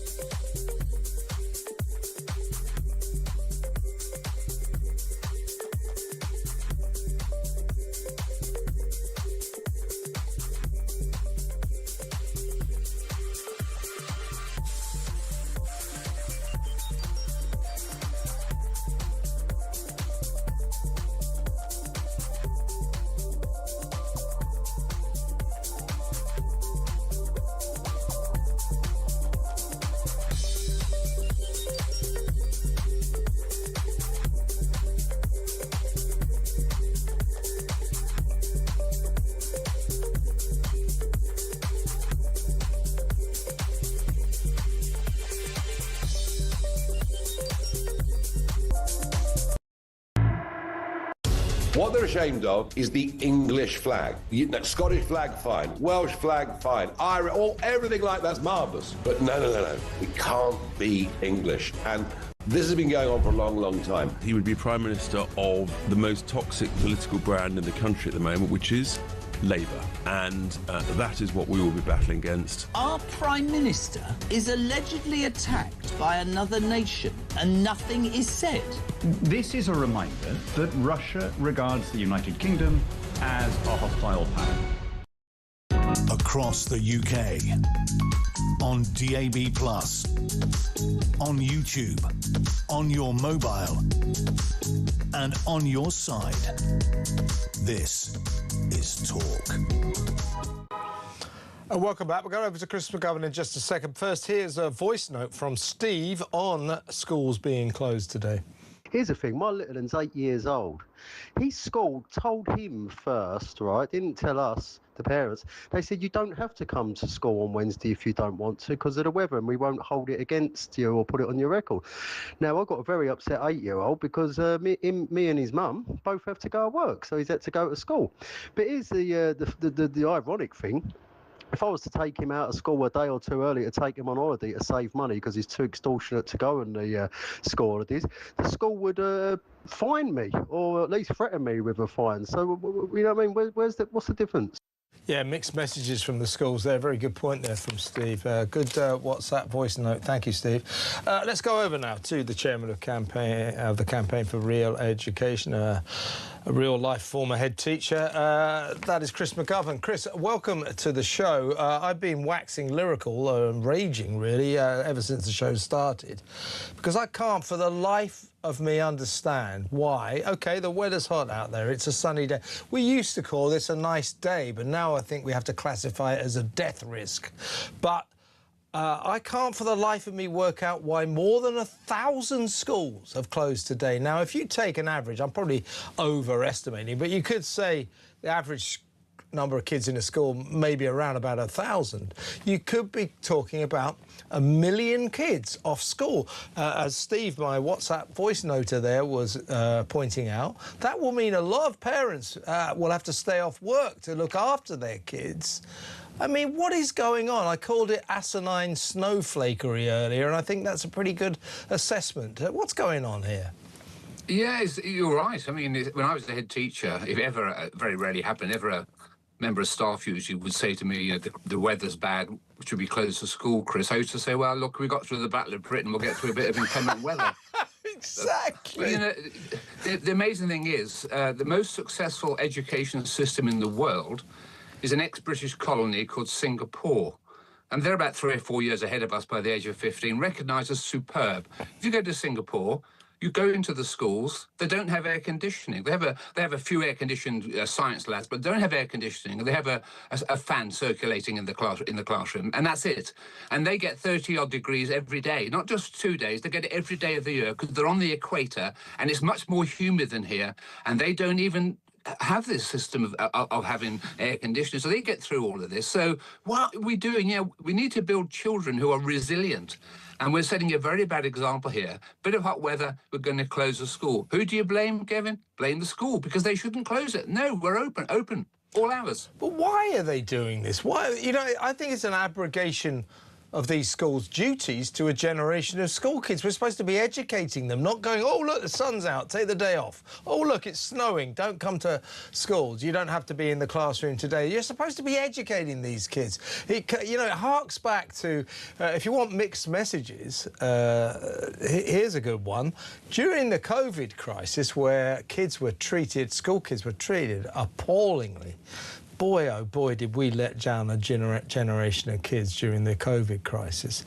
The ones that occasionally, they were allowed to go to school, when it was hot weather, they weren't allowed to open the classroom doors, windows, in case they caught COVID, which, by the way, being kids, they had virtually zero chance of catching. There seems to be an ongoing conspiracy by teachers, certain teachers anyway, and head teachers in this country, to try and keep kids out of school, not learning as much as humanly possible. What is that about? You're an old romantic, Kevin. You've got this idea that teachers are there to do good for kids. Now, look, some are, of course. Some are really dedicated. I'm not going to rubbish all the staff, but there are some great teachers out there. But look, they are going soft. And when you talk about COVID, well, the campaign for real education at that time was a voice in the wilderness. We said, keep the schools open at all costs, and yet they close them, and it was disastrous. And here again, once you start closing schools, other schools follow. Kids think, oh, it's fine to be off school. You send entirely the wrong message. We need to toughen up our kids, not to make them wimps, and we're already going about it the wrong way. And as I say, you go to some of these hot countries which were once part of the British Empire. You've seen the comedy program, It Ain't Half Hot, Mom. Yeah. They survived in India. They survived in Sri Lanka. They survived all over the world, hot, tough people. We need to toughen up our kids and tell these kids it's a challenge. Can you get through the day? And we want good teachers, because actually, Kevin, good teachers will want to be with the kids. And if the kids want to be in school to learn, they'll turn up. If the teachers know good, they won't want to turn up. So why aren't they turning up? Or maybe it's not worth turning up anyway. But if you've got good schools and good teachers, they will turn up. Exactly right. And then you'll know, maybe you can help us on this. If you give a kid a day out, not the younger kids, that's disastrous, because 8, 9, 10 up to about, I would imagine, 30 to 12 years old or something, the parents are unexpectedly going to have to take the day off to look after those kids. But then they get to that kind of age where they can spend the day on their own, 13, 14, 15. I mean, what will they do with this day off? Well, will they go and live in a fridge to avoid the hot weather, like the teachers no doubt suggest? Or will they get up to no good? This is a pernicious thing to tell a great many kids. It's a hot day, You got the day off. What do you think they'll get up to? I think they'll get up. Lots of them will get up to no good at all. Well, that's true, and you know, often it's not going to be cooler at home, is it? Often, the schools are at least big and airy. Often at home it can be flat somewhere in an apartment, and they are really hot and sticky at home. So leaving the school is actually probably going into a worse environment. Are you going to get problems on the streets? Well, of course you are. Hot summers, kids are on the streets, and if they're let loose, they become feral. I mean, kids need a bit of discipline. I don't want to sound like an old Dickensian character, because I'm not that at all. But I do think kids actually respect a bit of leadership, and they want a bit of direction. And sometimes you have to say to kids, no, you're coming into school because you need to learn stuff. And by the way, in Singapore, where it's just every single day, they're miles ahead of you. Do you want to compete with Singapore? Of course they do. Our kids are basically being misled. They're like lions led by donkeys. The education profession needs to get a grip and realise these kids have potential. They'll do what you tell them, and they want to be inspired. Not, oh, go back on the streets and do a bit of graffiti outside that presenter's doorstep. I mean, that sort of stuff. That's what goes on. I mean, I happen to have relatives in Singapore bringing up their kids, and their kids. Great kids, and they know a lot of stuff. They know about history, they know about literature. You know, they can name Shakespeare's plays. Most of our school kids couldn't even name Shakespeare. Never heard of him. So we are churning out generations of kids who don't know anything.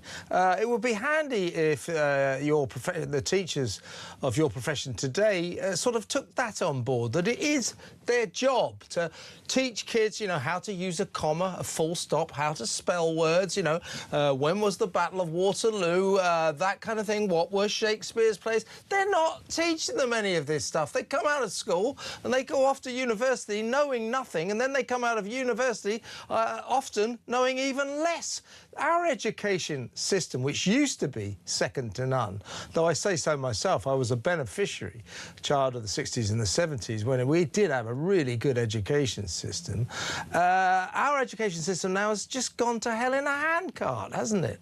It has indeed, and you know, our campaign group has been fighting for this for decades. You can read it, go 30 years back and read our newsletters. We feel like we're Cassandra. And now, who is Cassandra? She was a prophetess in ancient Greece. She'd always tell the future, and she was gifted by the gods to tell the truth and tell what was going to happen. But no one would ever believe her. We're just like Cassandra. We've been saying this for years. But why don't they listen to people like us? There aren't many like us, but some people do tell the truth. The education has gone to hell in a handcart. We've been saying it, and it's on the record for years. And these governments, successive governments, have a very slow learning curve. It took them about 30 years to understand what we've been saying 30 or 40 years ago. If you want to teach kids to read, you need to teach them the sounds of the letters. Got it? 30 years. They eventually got that, but it took them 30 years. And it's hopeless. So, yeah, you're absolutely right. Most parents will understand that. And those kids in Singapore are at least 3 years ahead by the age of 15, according to the international tests. That will probably more. And they are, you know, the future depends on these kids. And these kids aren't bad kids. Our kids in England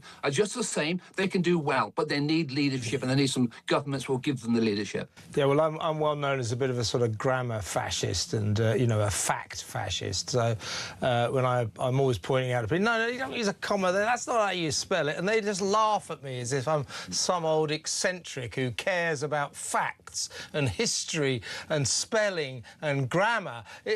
We have turned, you know, that kind of worldview, that kind of attitude, we now view, or younger people review as ludicrous and pompous and silly. It's honestly, we have turned what should be the good aspects of an education into something that most people laugh at. It's something that's going very, very badly wrong, but at the very least, Chris, I think kids could at least be required to turn up to school when it's... Can I just say one thing? Yeah. One glimmer of hope here, and it's an odd one to say. The Princess of Wales, she went off to Italy to learn about young children. The most important children in our schools are not those 15 or 16-year-olds or A-level students. They're the very young ones. The most important year in a child's life is the first one. That's where we need to be looking. And look, there's a member of the royal family there, and she's doing a great job. Doesn't get much recognition for that, but actually she's dead right. So well done, Princess Kate. Yeah. I agree with that, but the reason she doesn't get much recognition is that kind of attitude, the importance of education, particularly at a young age. It's not fashionable. It's not fashionable. We've got to make it fashionable, make it trendy. I know you can do it, Chris. Chris, it's always great to have you on the show. Thank you so much. Chris McGovern there, chairman of the Campaign for Real Education, former head teacher, of course. Let's take a quick call about this school scourge. In fact, the scourge of schools actually not being open today. Let's talk to Martin in Portsmouth. Martin, it's ridiculous, isn't it, closing a school because it's hot and sunny? Unbelievable. The thing the case is, they don't want to look after the children. You know, put a hat on them, put block on them, make sure you've got water. They're going, that's not my job, you know. Well, yeah, but I mean, yeah, the teacher, yeah. But I mean, I don't understand. I don't know how old you are, Martin, but I date back to an age where no school would ever think about closing down for hot weather. Occasionally, if the snow was 8 foot deep, they might think about it. But I can remember being required to struggle into school when the snow was waist deep. I mean, admittedly, I was a lot shorter then when I was a child, but you know what I mean. We used to be required to turn up come rain or shine. What about sports day? Let's bring our desks out into the playground so we can carry on working, you know. Yeah, let's watch a video because it's nothing else to do, you know. Yeah, exactly right. It's just, we're just overindulging them. But you know, I just don't understand why schools are closed today. It is a disgrace. Listen, Martin, good to talk to you. Thanks for an excellent call. Right, let's go to break now. Next up, we're going to talk to former Met Police detective Mike Neville about an extraordinary case of a Cambridgeshire detective constable.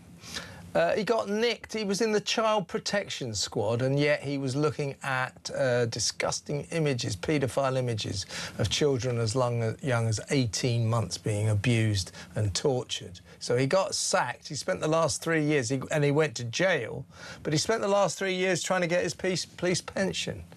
I'll let you know whether he got it or not next, and we'll get Mike Neville's view on that. We need to ask Mike also about this breaking story that poor Henry Nowak, police ignored his pleas that he'd been stabbed by Vikram Digwa, the Sikh knife maniac, for 8 minutes. That must have contributed to his death.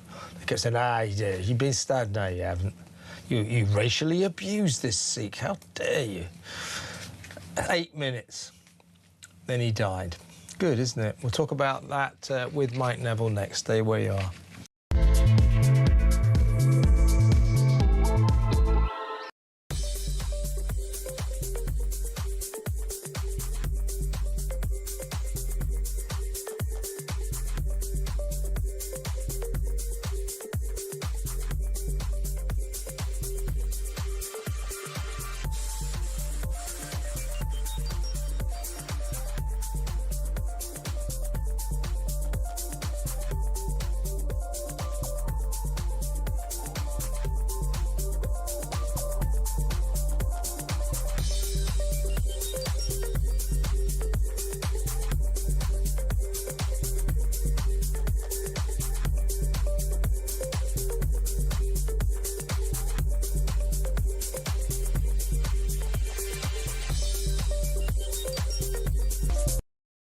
Across the UK, on DAB+, on YouTube, on your mobile, and on your side. This is Talk. Mike Neville, former Met Police detective, is in the studio. Mike, we need to talk about this Cambridgeshire copper. Most extraordinary story. I mean, another triumph for police recruitment. A fully fledged paedophile became a Child Protection Squad officer. There he is, James Jordan. He went to jail, having been caught looking at really revolting images. Kids as young as 18 months being sexually abused and tortured. That's what he got off on. He went to jail for that in 2023. He spent the last 3 years trying to get his police pension. He's failed in that endeavour, but we'll talk about that in a minute. Need to get your take on it. But this has broken today that Henry Nowak, that poor kid who died as a result, we think, of anti-white police racism, Now, we know the story that this animal, Vikram Digwa, stabbed poor Henry, well, basically to death. He didn't die instantly. And then realising he was in trouble and realising what buttons to press, phoned the police and said, I've been subjected to racial abuse. I'm a man of colour. He's a white person. The police, oh, well, in that case, you're the hero. He's the villain. They've been saying, now, what happened was when the cops got there, poor Henry's on the ground saying, I can't breathe, choking on his own blood. I've been stabbed. The first copper said, you've been stabbed? Whereabouts? Don't think you have, mate. It now transpires that while this poor kid is screaming, I've been stabbed, I can't breathe, choking on his own blood, the police ignored him for 8 minutes. 8 minutes. Now, I say that must have contributed to his death. The police narrative has been, look, a mistake was made. This was a bad mistake. However, you know, it didn't contribute to his death. 8 minutes of not being believed when he was stabbed. I would say that is a contributing factor to that poor kid's death. It would seem so, and I'm sure they'll be able to get expert evidence, forensic scientists, and can examine, you know, the wounds. Because, as you say, 1 minute is one thing. 8 minutes in that time is so vital. You can stem blood flow. And these officers are now given training in first aid. The problem is with the Hampshire constabulary is that more focus was given on anti-discriminatory or anti-white training than it was on first aid training. And this is where we end up. You know, it's right that those officers should be held to account, but the people, the senior officers who put them through all that training, rather than focusing on the right things, they should be held to account too. Indeed. Let me know what you think about this. 8 minutes, that poor kid, Henry Nowak, lay there being handcuffed because he'd subjected to this man of colour. He'd subjected him to racial abuse. He hadn't. It was a barefaced lie. Screaming at the cops, I've been stabbed. I can't breathe. Oh, really? Yeah, right. Yeah, you're a racist.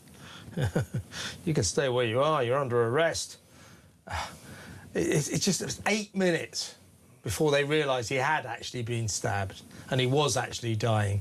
That must be a contributing factor to his death. We need answers here. That is an absolute disgrace. Let me know what you think. 03444 991 1000. Let's now move on to this latest triumph, Mike, of police recruitment. This is a guy called James Jordan. He's a former Cambridgeshire detective constable. In January 2023, he was dismissed without notice and he went to jail, having been discovered enjoying horrific images of children as long as 18 months being sexually abused and tortured. He was a child protection squad officer.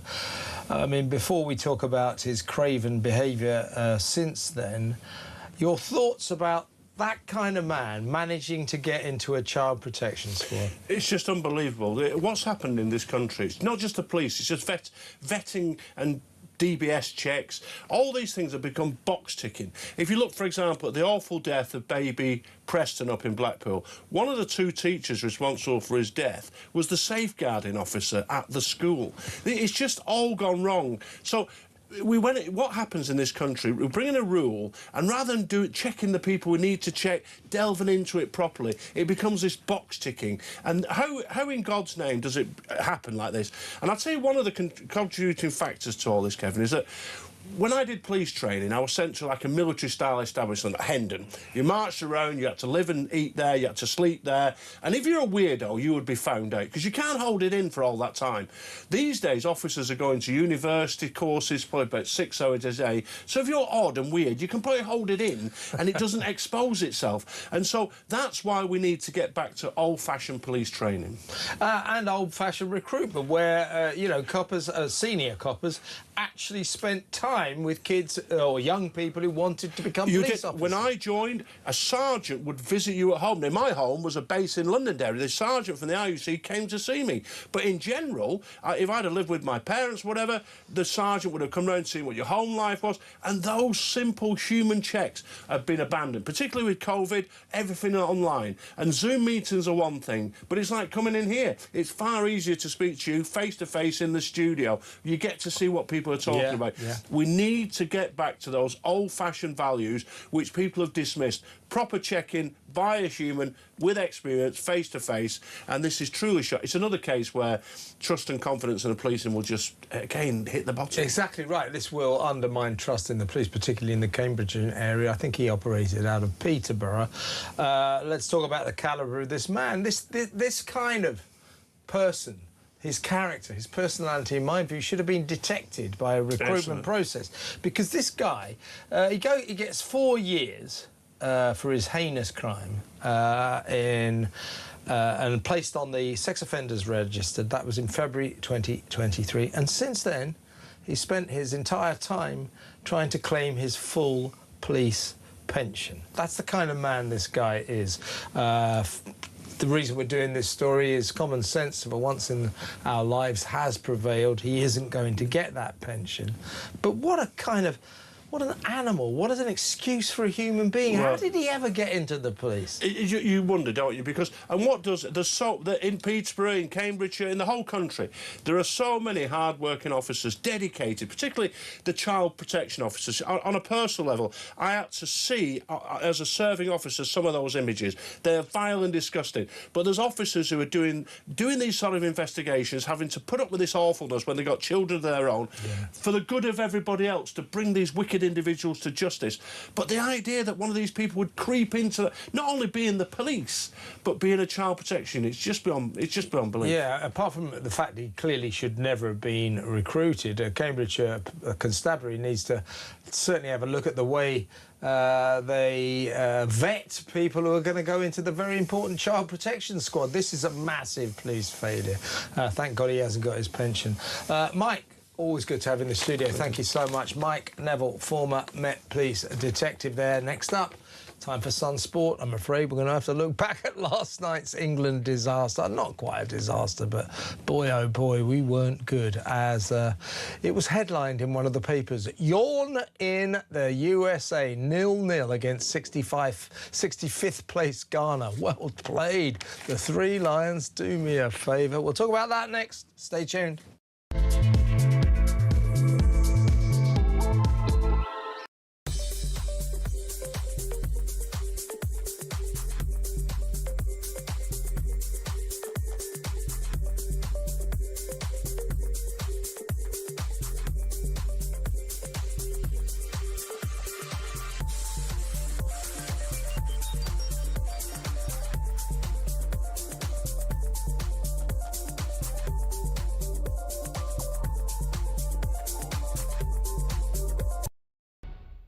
Kemi Badenoch was front page of the Mail on Sunday this weekend, ruling out the possibility of any electoral pact with reform. But you know what?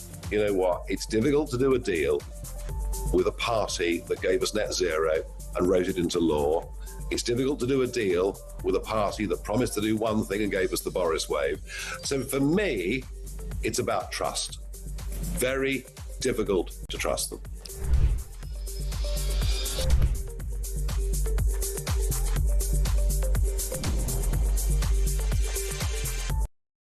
Across the UK, on DAB+, on YouTube, on your mobile, and on your side.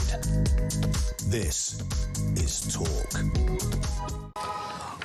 Welcome back. Let's go straight over to the Sun's Dan King, Deputy Sports Correspondent there. Welcome, Dan. You're in, if I remember rightly, are you in Houston, is that right? Yeah, if it's Wednesday, it must be Houston. Yeah. This massive geographical area that the World Cup seems to encompass. I think it's a great tournament, but I'm not keen on this huge, vast area, 3 countries, to an extent, 3 different climates. It doesn't make much sense to me. That notwithstanding, we have to look back at last night. I mean, I want to pay tribute to the Ghanaian team.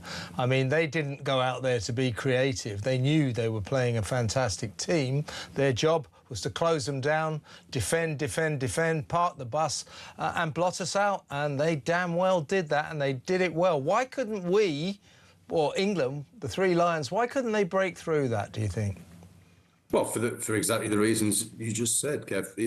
Because, you know, I think as we talked about the other day, Ghana are a very hard-working, disciplined, organised, physical side, and they don't score a lot of goals, but they don't concede a lot either. You know, they won their first group game in stoppage time after another ball fest.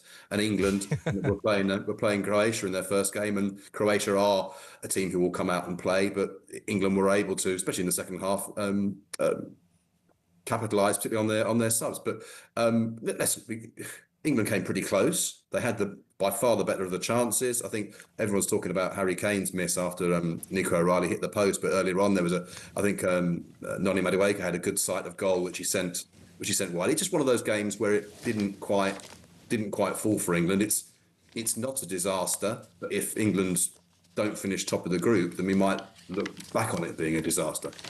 Yeah, indeed. You know, I just think we should have been able to break. They did their job brilliantly. I agree with you. I can't for the life of me work out why Ghana are apparently ranked 65th in the World Cup rankings. I mean, we're up there in the top 4. I think that's justified. Ghana on last night's display shouldn't be 65th. Very disciplined. You know, you talked about their chances. I think they had one. Probably should have scored, and England were lucky they didn't get a penalty then, weren't they? I mean, watching that game, when I saw, it was almost like Ezri Konsa was trying to make the game interesting.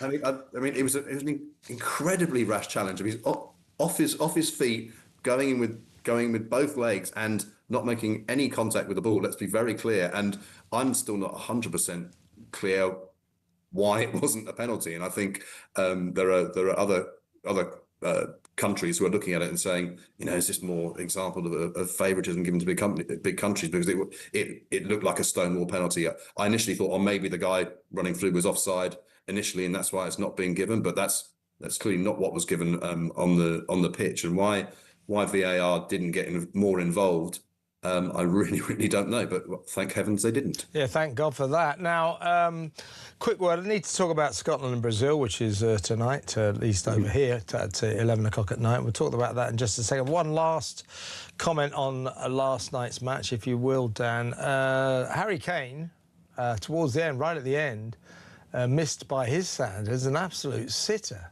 Almost an open goal, I would suggest. It went soaring, flying over the crossbar. A mishit. Harry doesn't do that often. I'm wondering if you are putting any store by this Ghana's top witch doctor who said that he cast a spell. He cast a spell on Harry Kane, a curse. He said he didn't want to injure him, he didn't want him hurt, he just didn't want him to play very well. Do you think the witch doctor might have been the deciding factor there? Well, I thought Uri Geller was going to cancel out the spell. Yeah, well, you can forget about that. Listen, I think Harry Kane, his record speaks for itself. You look back on missing me. You look back at the last World Cup with that penalty, and you know I'm sure that will haunt him for a long time, because I think that may well have been our best chance to win a World Cup 4 years ago, because we were playing really well. It happens to the best of them. They miss chances. We've seen it with Ronaldo until his recovery of form yesterday. So I think we'll cut Harry a bit of slack. Absolutely. See if he can repeat his. You know, he scored a hat-trick against Panama last time he played them, so let's see if he can do it again. Yeah, as he said rather sort of understatedly, I'd back myself to score that most times. You know, I think it's one of those matches. Let's not get too despondent. I'm sure England can regroup. Oh, one last question to you. I thought Thomas Tuchel was incredibly animated. He was obviously very fed up with the way we were playing, but that's only to be expected. Luke Bellingham, massive row. Jude Bellingham, massive row with the Ghanaian manager and the team there at half-time. I mean, we think it's because Ghana are a very physical team. They knew he was the best player.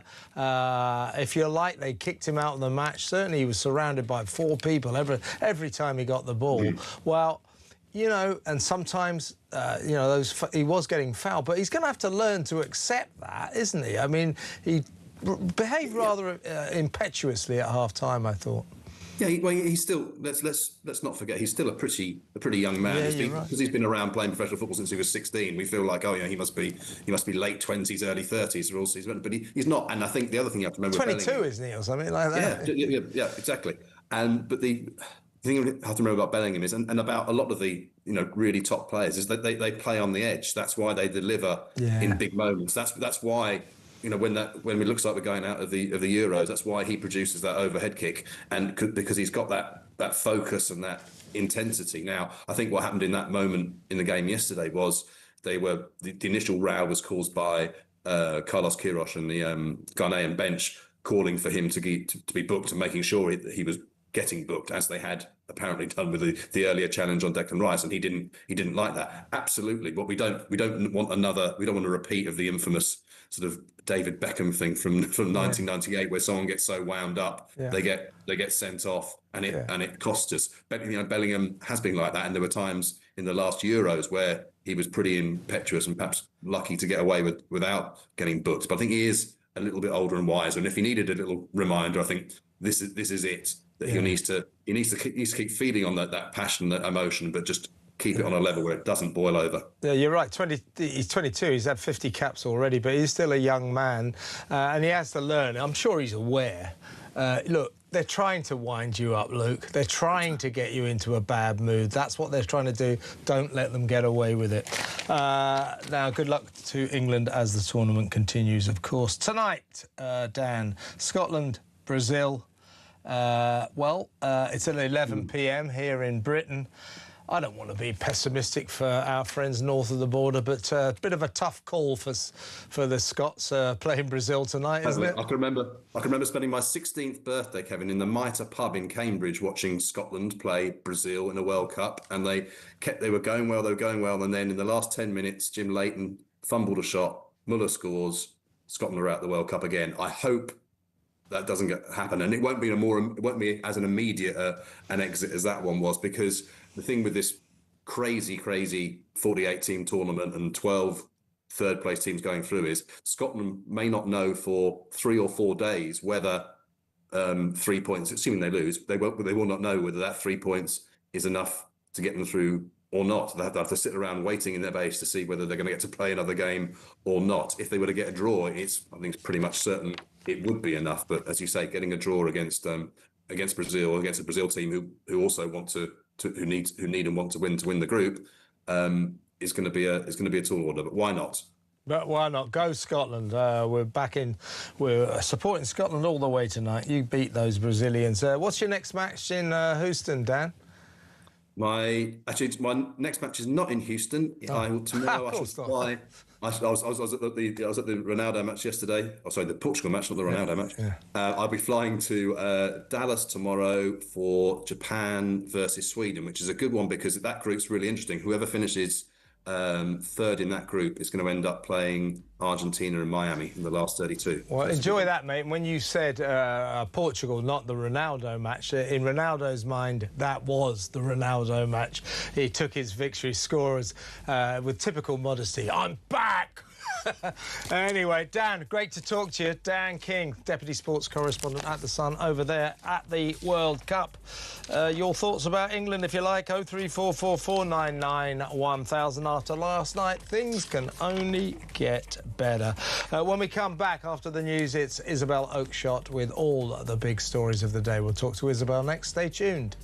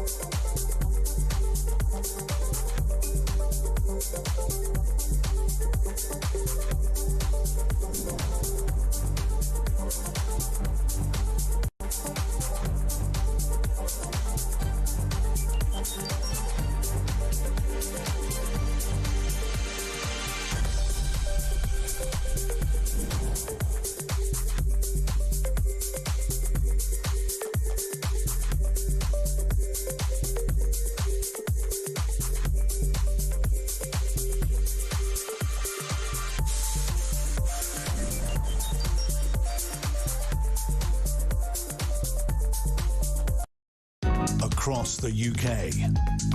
On DAB+, on YouTube, on your mobile, and on your side. This is Talk.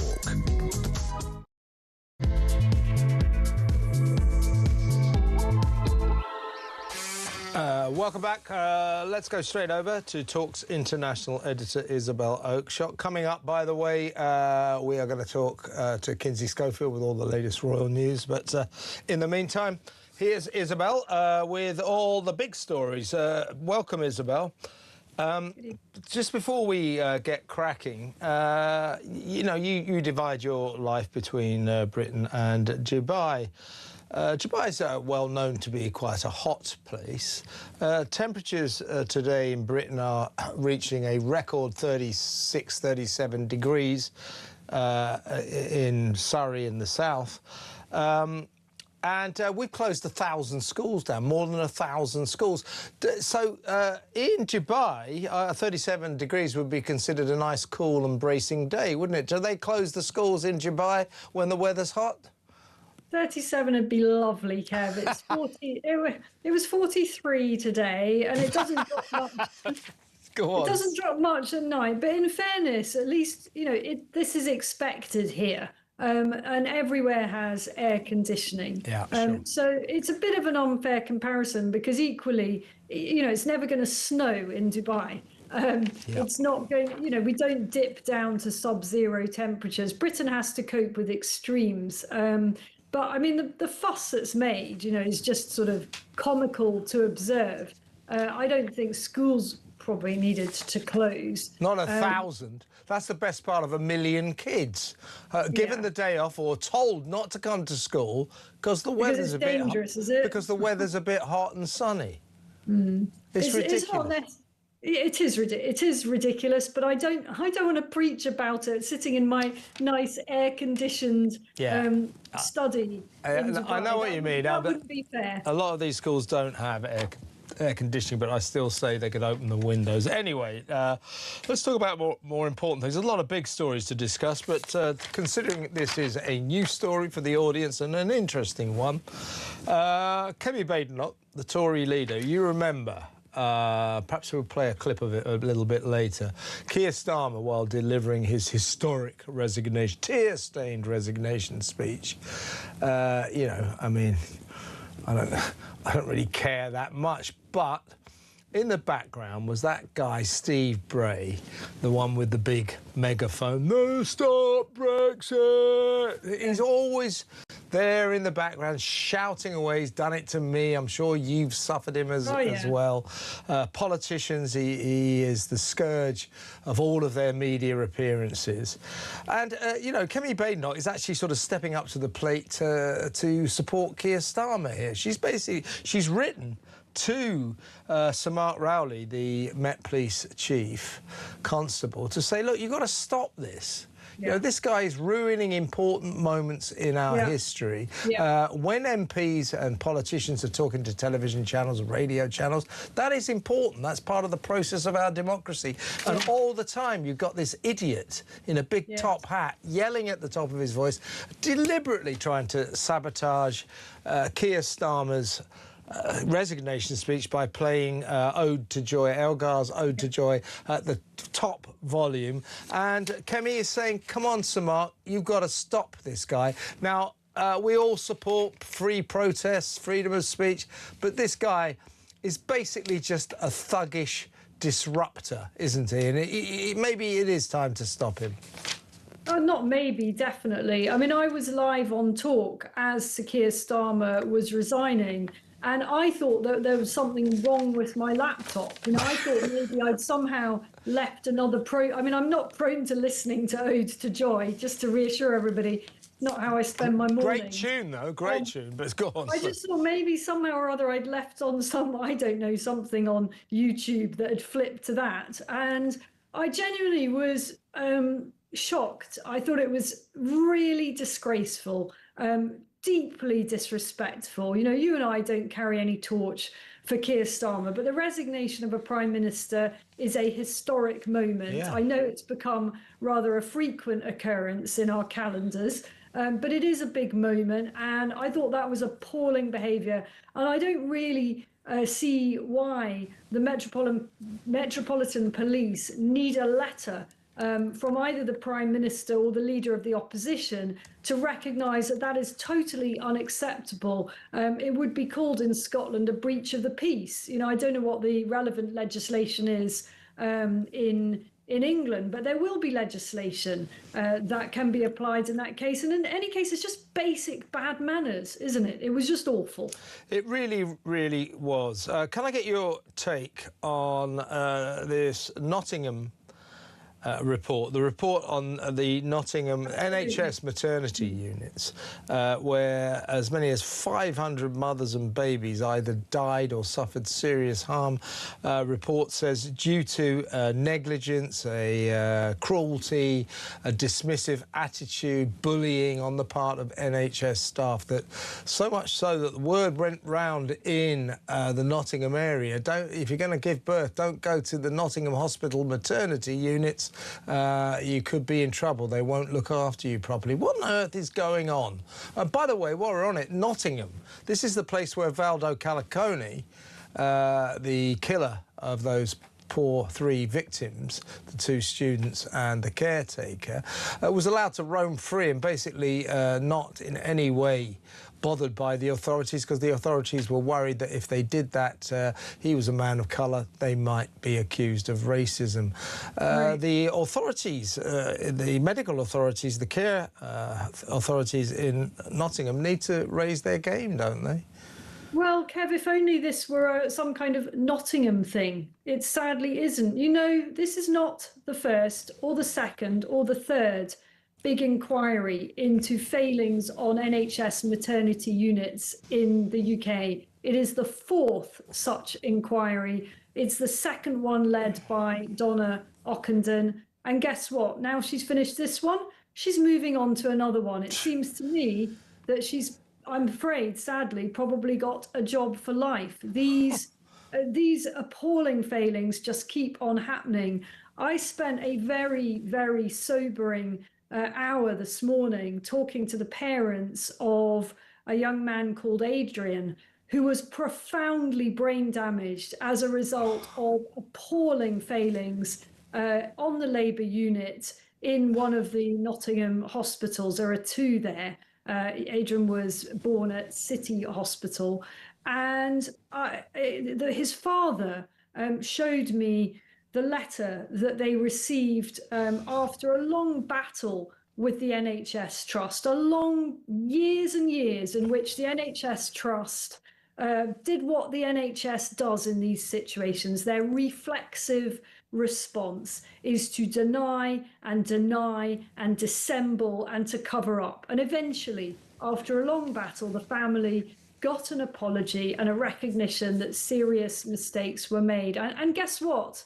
The acting chief executive said in that letter, he said what they always say, which is that they will learn from what went wrong. Lessons have been learned. They never are, Isabel. They never are. Well, do you know how old Adrian is today? Adrian is 27. His case happened in 1999. How many lessons were learned when 500 avoidable baby deaths went on to occur in those hospitals? It is appalling. I'm sick of writing about it. I'm sick of talking about it. But it's not going to change until radical reform takes place. This is a cultural thing in the NHS, and it is a resourcing thing. And that doesn't mean to say that I think everything can be fixed with more money. There are massive problems, and after every one of these cases, the changes that need to take place don't actually happen. Demonstrably, there will be more deaths today, more deaths tomorrow. Yeah, and this wasn't about money.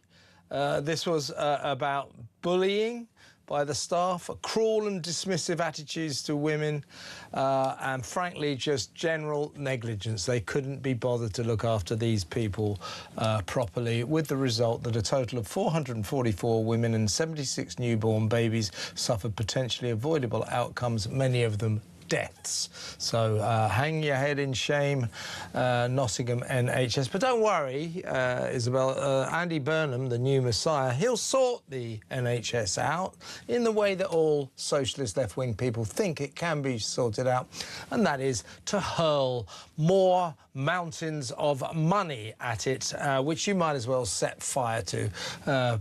Giving money to the NHS is like pouring it into an abyss, the money pit abyss. It won't work, but that's what Burnham will do. Let's talk a little bit about our departing Prime Minister, Keir Starmer. Tear-stained speech last Friday, as we discussed. He's announced today that he won't be quitting politics. He'll go to the back benches. Meanwhile, Andy Burnham's coming on in. And let's talk a little, if we can, about the personality of our departing Prime Minister, who we're always told, even by his critics, well, look, he's been a terrible Prime Minister, arguably the worst ever. 2-year Keir, what a terrible 2 years it's been. He's terrible, incompetent, wasn't just the wrong job, not up to it, but he's a good man, decent man, just trying to do his best for the country. His intentions were excellent.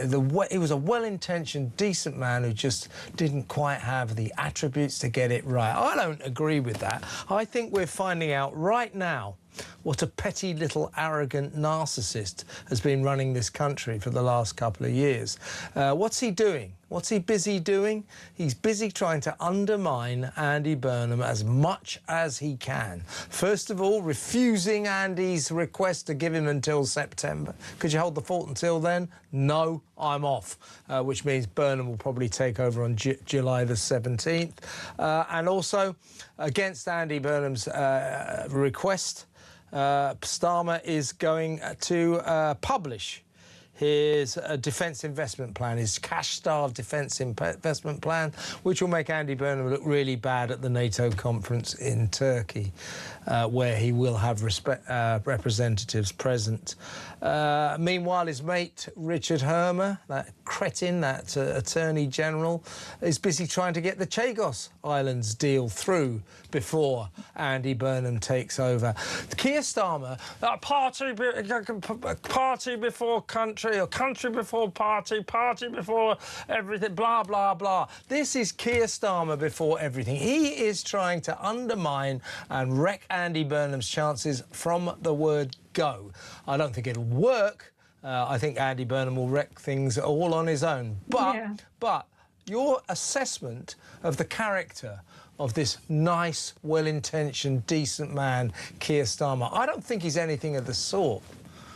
Well, I've actually never thought that. And the reason is it dates back to the way he responded to the Southport riots. I don't think that anyone who is that nice would have blithely presided over the incarceration of some very, very young people who simply made bad errors of judgment on the night, who were stupid enough to throw bins or traffic cones or whatever else, relatively minor things that we don't approve of or condone, but nonetheless shouldn't carry long custodial sentences when much worse offenders who really do hurt people and innocent victims are getting away with it. So I don't think there's anything nice about someone who deliberately kind of goaded judges to issue punitive sentences to such young people, and indeed presided over the Lucy Connolly incarceration, all the while telling us that he wasn't aware of the details of the case. Yeah. You know, do you remember that? Yeah, which was of course another one of his trademark barefaced lies. He spent 2 years lying to us, and as you say, persecuting people that shouldn't have been persecuted. You might say that a nicer man might have said when it was proposed to him, let's cancel that winter fuel allowance for all those old geezers. Yeah, shall we? A nicer man would have said they're pensioners. Let's not do that. But he just went for it, hook, line and sinker. I don't think he's a nice man at all.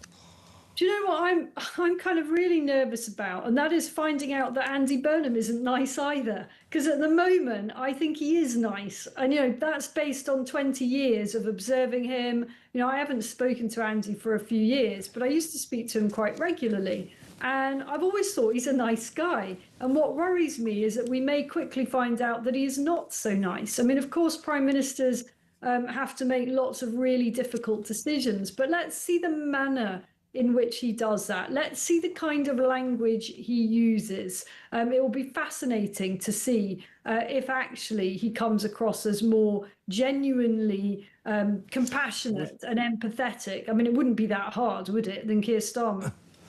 Yeah, exactly right. Now, let me put to you my theory of why it's going to go badly wrong for Andy Burnham almost from day one, and all rancid roads lead to Ed Miliband, Crazy Ed, the Nut Zero secretary. Now look, he's Andy Burnham's closest political friend, a good mate of his as well, and we know that Miliband has been the power behind the throne of Andy Burnham's insurrectionist campaign to get rid of Keir Starmer from day one, even lent him his office to prepare his campaign.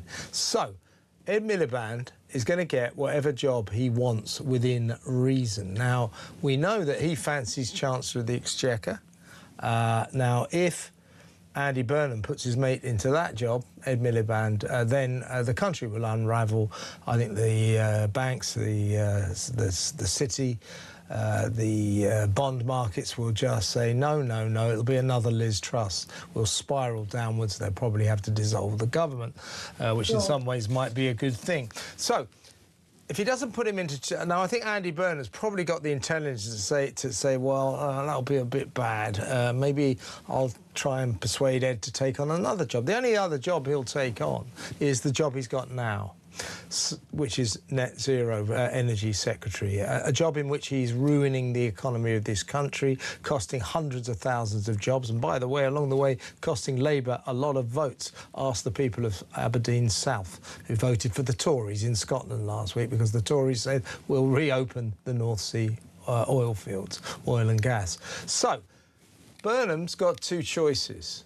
He has to do what Miliband wants to an extent. He's got two choices. He either makes this lunatic Red Ed the Chancellor of the Exchequer and destroys the country, or he leaves him in net zero, this lunatic, and he will continue to destroy the country. Andy Burnham's future is doomed because of Ed Miliband. Well, I wonder whether, is there any way he might persuade Ed Miliband to be Foreign Secretary? I mean, it's a job that Ed's brother, David, did. Yeah, that's a good point.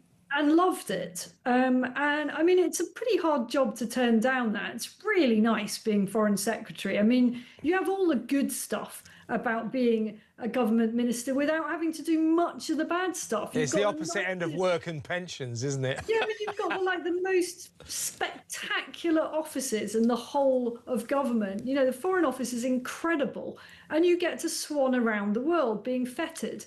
I mean, I would be very surprised if Ed Miliband would blithely turn that down. So that's a solution to the problem. I mean, surely he's not so addicted to trying to ruin our country with net zero that he would turn down the opportunity to be on private jets most days, going around the world, you know, doing the diplomatic thing. You'd like to think not. But then again, if he truly is a believer in this whole net zero agenda, perhaps he'd have a problem with all the flying he'd have to do. Yeah, no, quite. I mean, don't forget Ed Miliband, as our net zero Save the Planet secretary, has been flying around the world with gay abandon. He's got clocked up hundreds and hundreds and hundreds of thousands of air miles, either by private jet or first class. So, you know, he isn't doing anything for the environment personally. But if you gave him Foreign Office, Foreign Secretary secretary, yeah, he'd probably have to fly even more and destroy the planet even more. I think the fear is, the word is, he's got his heart set on Chancellor. Don't forget, he used to work for the Treasury.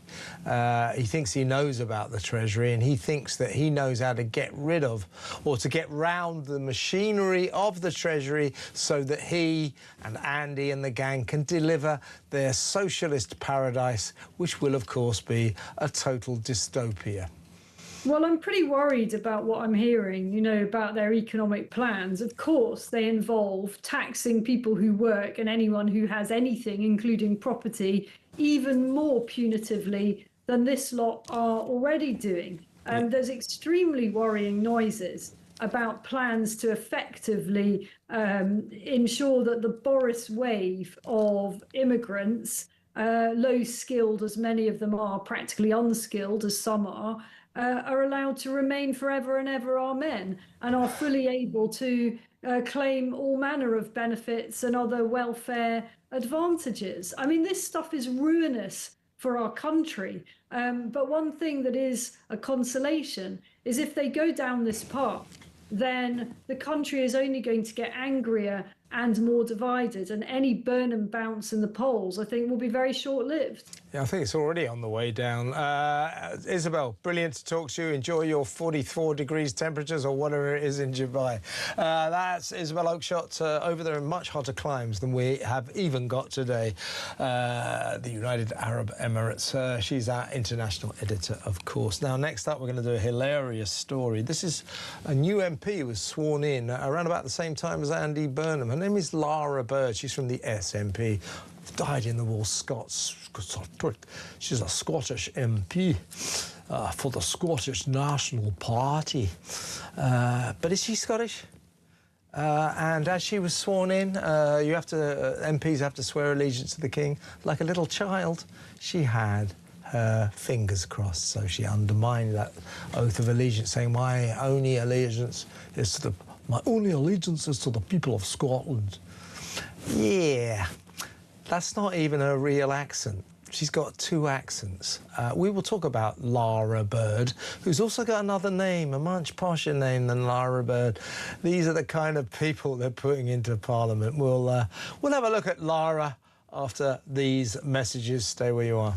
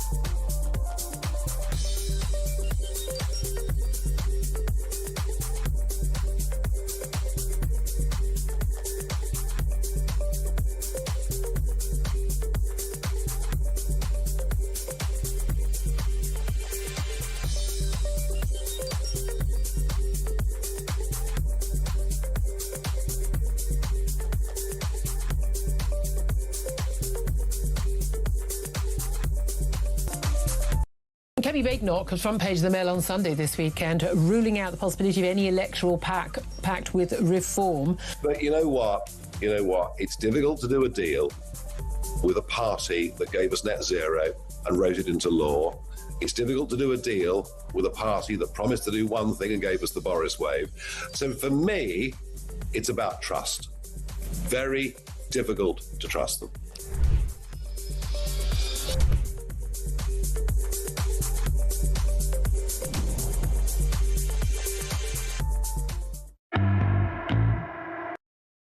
Across the UK, on DAB+, on YouTube, on your mobile, and on your side.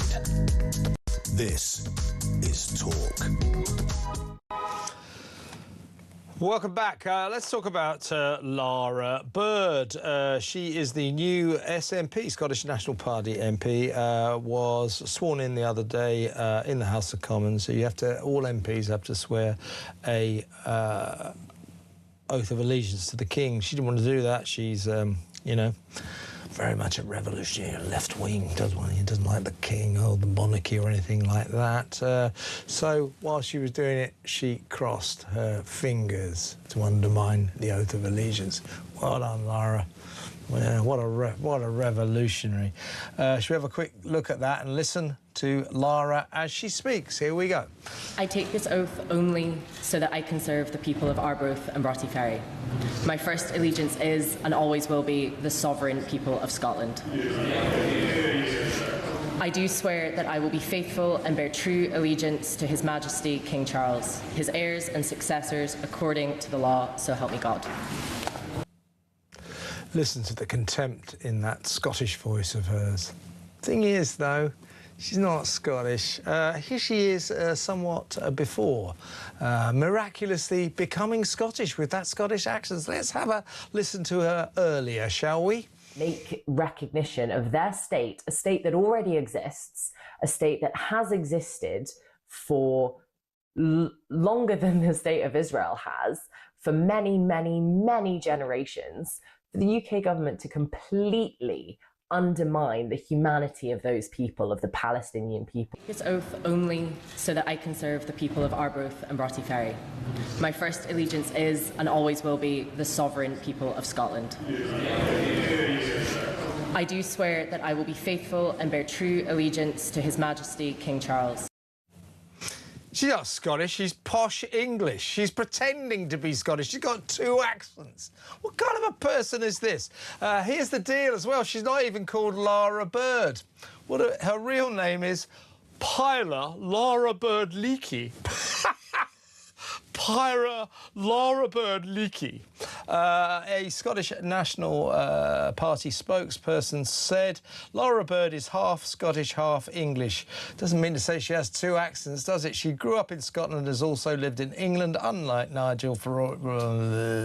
The SNP doesn't judge people on their accents or where they come from, nor do the people of Arbroath and Broughty Ferry, who elected Lara Bird, that's Pyla Lara Bird Leakey, with a majority of 5,278 votes, while the Reform Party trailed behind in a distant third place. Hey, SNP, it seems to me you've got an A-grade weirdo in your midst, a posh English girl called Pyla Lara Bird Leakey, who until recently spoke like this absolute cut glass accent, and now speaks like this. I'm going to report that I'm going to represent the people of Dumfriesshire and all that. What a load of nonsense. Let's talk to, for the Scottish Conservatives, Craig Hoy, MSP up there. Craig, what a weirdo. What a weirdo.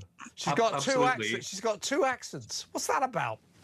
Absolutely. Well, I think that just speaks to the SNP. It's full of fakes and pranks and crooks, if we look at the stories that have emerged this week.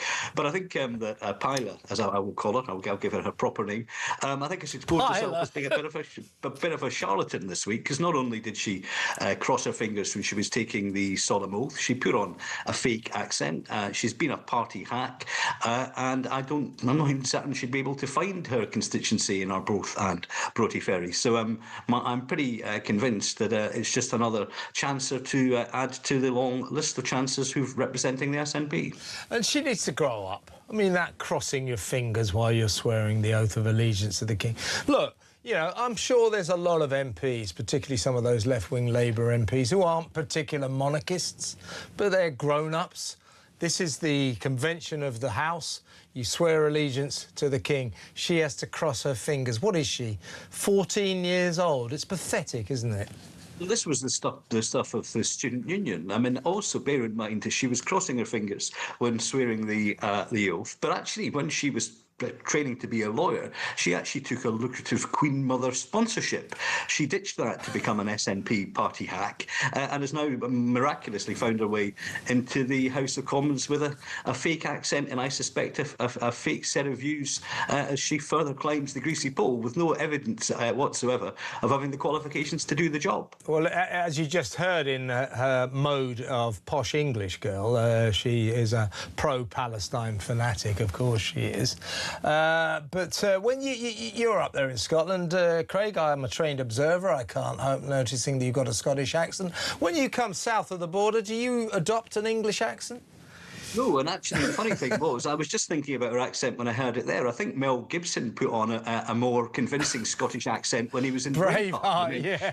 She suddenly went, so across the pond, toured back via Australia, and then put a little bit of Broughty Ferry in there as well. I don't think anybody will be convinced that she's committed to her constituency because she doesn't sound or look like the people of Arbroath and Broughty Ferry who last week, sadly, voted her in. Well, let's wish Pyla, that's P-Y-L-A, folks, Pyla, Lara Bird Leakey, all the very best. And when the SNP, Craig, they go, oh, well, Lara Bird is half Scottish and half English, as if it's perfectly normal for people to have two accents. I'll tell you what it is to have two accents, or what that makes her. That makes her an A-grade weirdo and a serious hypocrite to boot. I think it makes her a fake, and I suspect she's joining a party that has several fakes within it. The SNP are known for saying one thing to one group of people and another thing to another, and we found that last week, where they were saying in a by-election that took place the same day that Pyla was elected, where my colleague Douglas Lumsden, a champion of the oil and gas industry last week, Douglas Lumsden was elected in another by-election in Aberdeen South with a stonking majority, because he really does stand up for the oil and gas sector in Scotland. Meanwhile, in that by-election in Aberdeen South, the party that, along with Labour, have decimated Scotland's oil and gas sector, were claiming to be the saviours of oil and gas. That's what we can expect from the SNP. They will say anything to get elected, but we know from the arrest, trial and jailing of Peter Murrell that you can't trust the SNP. Yeah, no, exactly right. So he's gone to jail for 5 years and 3 months. Meanwhile, a very significant moment this week, because all of us, Nicola Sturgeon, former Queen of Scots, the First Minister, the leader of the SNP party for all those dreadful years with her stupid policies that went a long way towards destroying Scotland. Hopefully he can pull back that great nation from the brink, from the abyss that she sent it into. But, this guy, Murrell, when she was the leader of the SNP, he was the chief executive. They were married. While they're married at their little house, that estate house outside of Glasgow, I think it was, she would come home and, clearly every day he'd have a new coffee machine. He bought 3 coffee machines. He bought a ladder for $1,000. He bought a £120,000 camper van, a mobile home. He bought an £80,000 Jaguar. He spent hundreds of thousands of pounds buying all this tit-tat, this stuff, God knows what, but very expensive. She's seeing this all come into the family home, or to the marital home, and she says, never once did it ever occur to me that was any... I didn't ask a single question. Why would I? Well, I'll tell you why we all think that she should have done, and I'll tell you why so many of us simply do not believe her denial that she knew anything about this.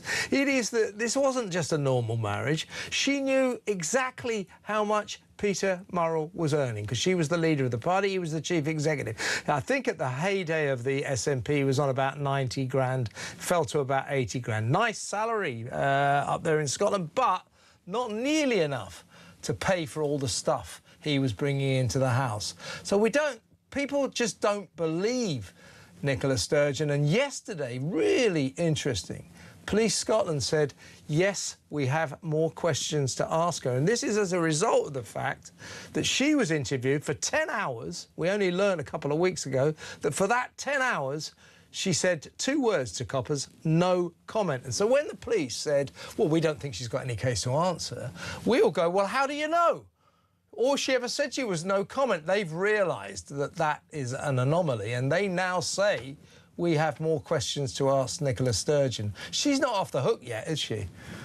it almost defies, well, it doesn't almost, it totally defies belief to say that she came home from work at the end of a long day and didn't spot the brand new £80,000 Jaguar E-Pace in the car, didn't realise that they were going to then pour salt and pepper from £2,500 Lalique cruets, and didn't spot there was yet another coffee machine. And one thing about Nicola Sturgeon's no friend of mine, but she is all over the detail.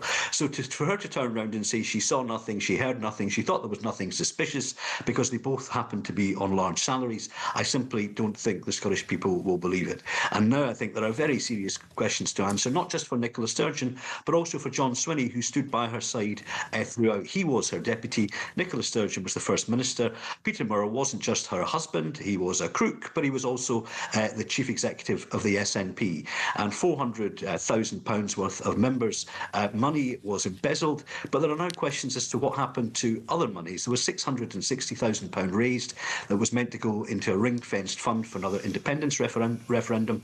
That money has disappeared, and over £1 million worth of taxpayers' money went to the SNP at Westminster for policy development, but we think that that went in to the same bank account that Peter Murrow seemed to have exclusive access to. And that's why I'm pleased that my colleagues in the House of Commons on the Scottish Affairs Committee are pressing for a parliamentary inquiry, an independent inquiry, because there are some very, very serious questions about this whole murky affair that still need to be answered, and people need answers because it's taxpayers' money, it's the public's money, and it seems to have been embezzled, stolen and squandered by the SNP. Yeah, there are very serious questions that need to be answered by Nicola Sturgeon, who does, I must say, insist she's entirely innocent.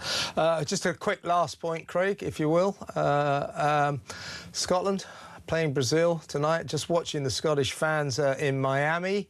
Scotland might not be the best team on the pitch, but they're the best team off the pitch. The fans are astonishing. What is your prediction for tonight's score? Well, I hope they go through. They'll make history tonight if they win, or if they will be going through. If they draw, there's a chance that they'll be going through. But put it this way, if the Tartan Army, who've gone out in huge numbers to the US, if it was enthusiasm and the capacity to drink Tennent's, we would be going all the way to the final. They're amazing. The people of Boston couldn't believe it. The people of Miami couldn't believe it. So all the best to Scotland tonight. Go on, beat Brazil. All the best to the boys. Craig, fantastic to talk to you. Thank you so much. Craig Hoyt, MSP for the Scottish Conservatives there. Let's go to a break. When we come back, Kinsey Schofield with all the latest royal news. So stick around.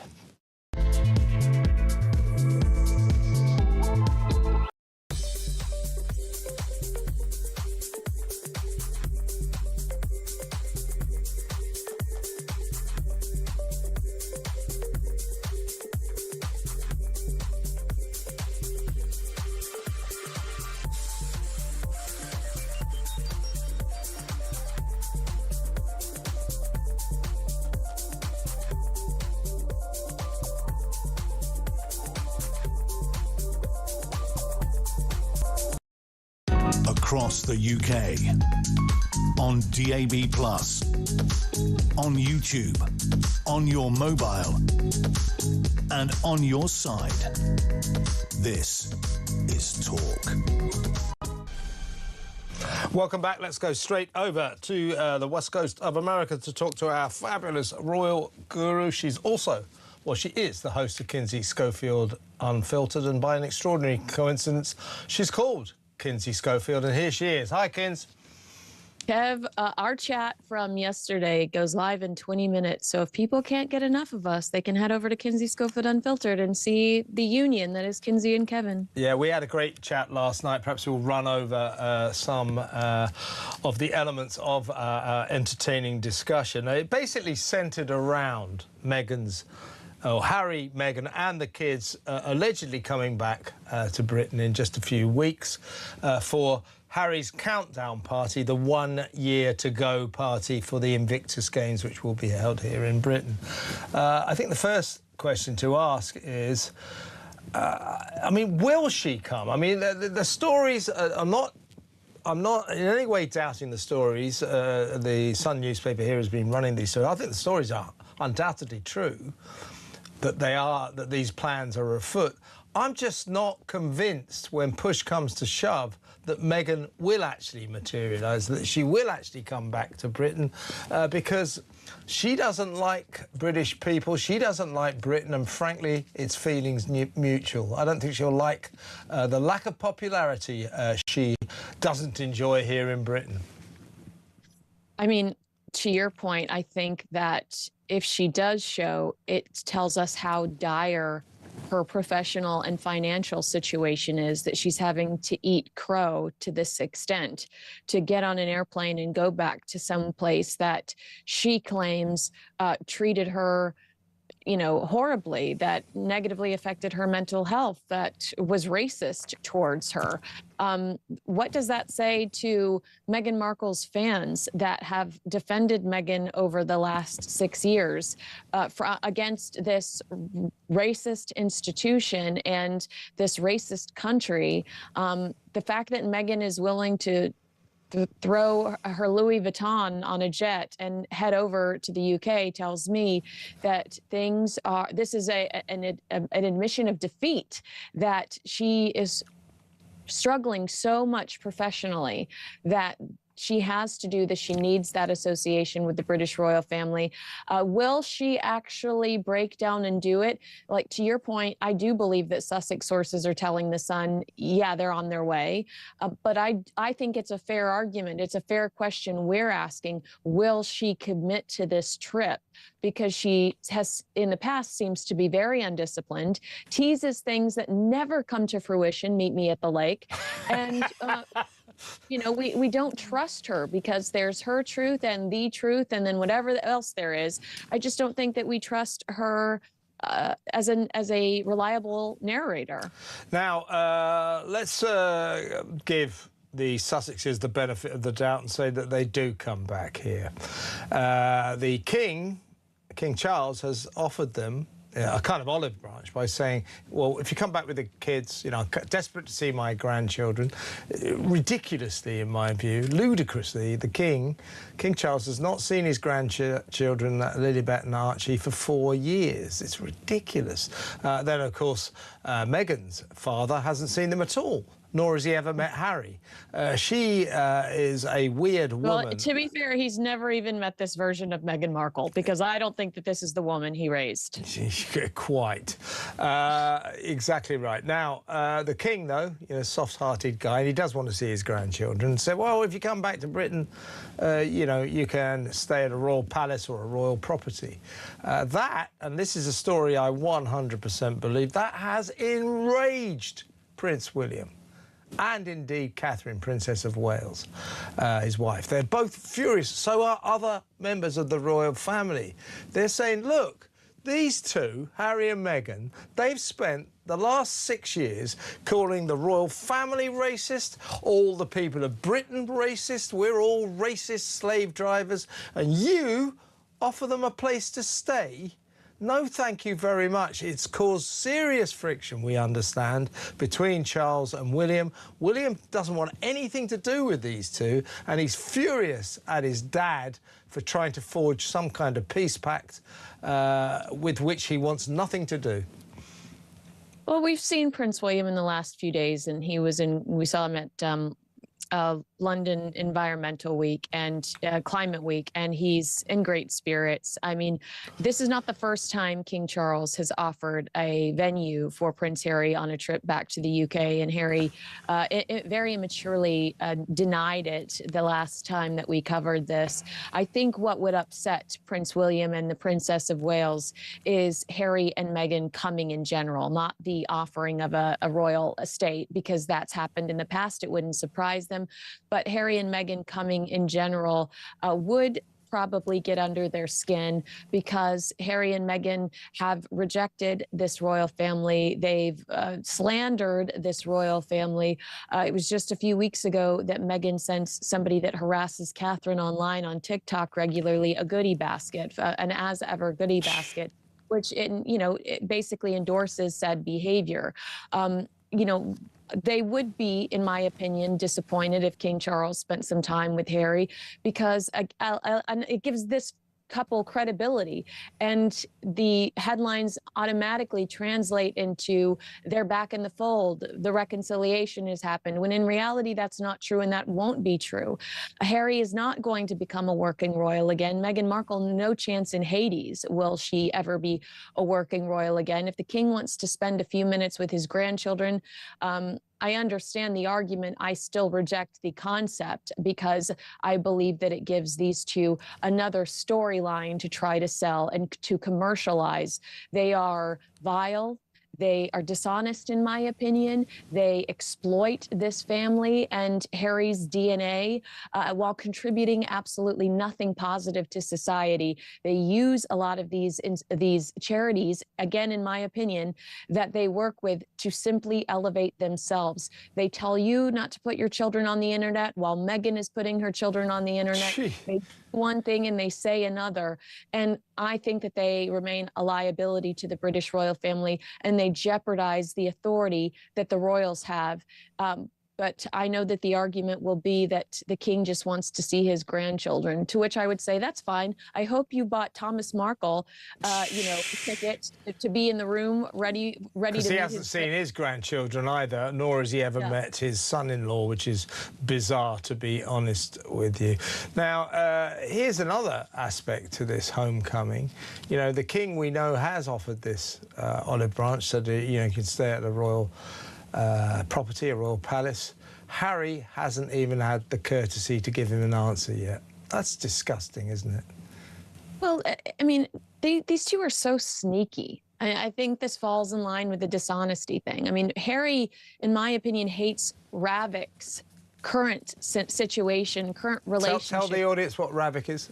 Ravik is the institution that determines exactly how Prince Harry is going to be taken care of. Whether or not he's entitled to a gun guard, police guards, etc. Yeah, exactly. Yeah, so Harry gives them 28 days notice and an itinerary of his trip, and then they determine whether or not he has armed police protection waiting for him. Harry fought and lost in the courts for the right to automatically have armed guards every time, and he continues to fight for that, plead on television that he is owed that, when in reality he's not owed that because he no longer lives in the UK and is not a working royal.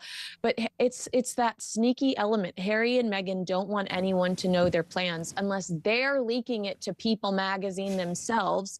They don't want anybody to know their plans. And so, I think that him not giving his father an answer until potentially the very last minute is a way for them to continue to control the situation, and a way for them, to keep everybody on their toes. And it's just like, you're not that important. Like, we don't care.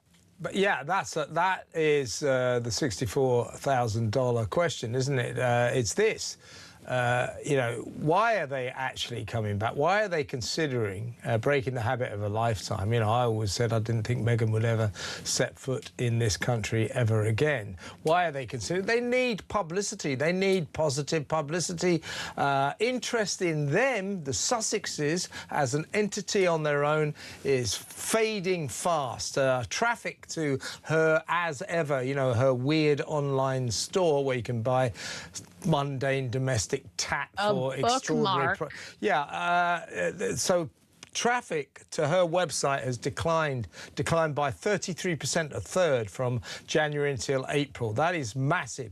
Interest in this couple is fading fast. And what do? Whenever they're looking for column inches, they look to the British royal family, try and set up some kind of connection, even if it's atrocious, so they get written about again. If Meghan comes back with the kids, it's a blatant attempt to get some positive publicity and, more to the point, to get talked about. Simple as that, isn't it? Yeah, they need positive press right now because it's been at least 2 or 3 years of getting punched in the gut, whether it's Meghan's second failed podcasting attempt, whether it's 3 projects announced from Netflix that have never come to fruition, whether it's the failed projects like Live to Lead, Heart of Invictus, and the Polo Show. I mean, the critics destroying with Love Meghan. Harry and Meghan generate zero positive headlines on their own. And this would be a way for them to manipulate some American media outlets about the big reunion, the big reconciliation that I don't think is legitimate. I don't think that's really an option. I think the king wants to hug his grandchildren, end of story. But I also would say I fiercely defend Prince William and Catherine, the Princess of Wales, who remain really hurt by Meghan's ally, Omid Scobie, accusing Catherine of racism in the Dutch version of Endgame, and doing that weeks before she finds out that she has cancer, which sends her life into a tailspin for over 12 months. It's extraordinary, we await with interest. We're following this story with bated breath. Will they, won't they come back? And what will happen? I'll tell you one thing will happen. If the king sees them, he'll be just about the only member of the royal family who does. Camilla can't stand them. William and Kate really hate them. And so do the rest of the royal family. So it's going to be one long succession of snubs, right royal snubs, as we say in the press. Fascinating story, though, and great to talk to you about it, Kenzie. Always a pleasure. Fantastic stuff. That's the brilliant Kinsey Schofield with all the latest from Planet Royal. Next up, we're going to break right away. I've got to take some calls. I've been a bit remiss on that front. I'll read some of your messages as well, so stick around. Peter Cardwell will be in pretty soon to tell you what he's got lined up for your entertainment from 7 until 10 p.m. All that's still to come. Stay tuned.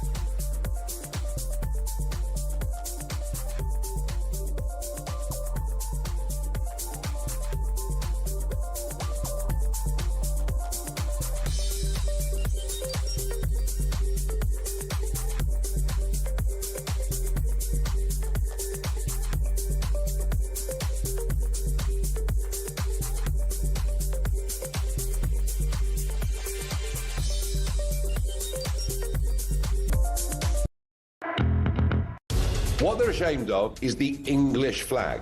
Scottish flag, fine. Welsh flag, fine. Irish, everything like that's marvellous. But no. We can't be English. And this has been going on for a long, long time. He would be Prime Minister of the most toxic political brand in the country at the moment, which is Labour. And that is what we will be battling against. Our Prime Minister is allegedly attacked by another nation and nothing is said. This is a reminder that Russia regards the United Kingdom as a hostile power.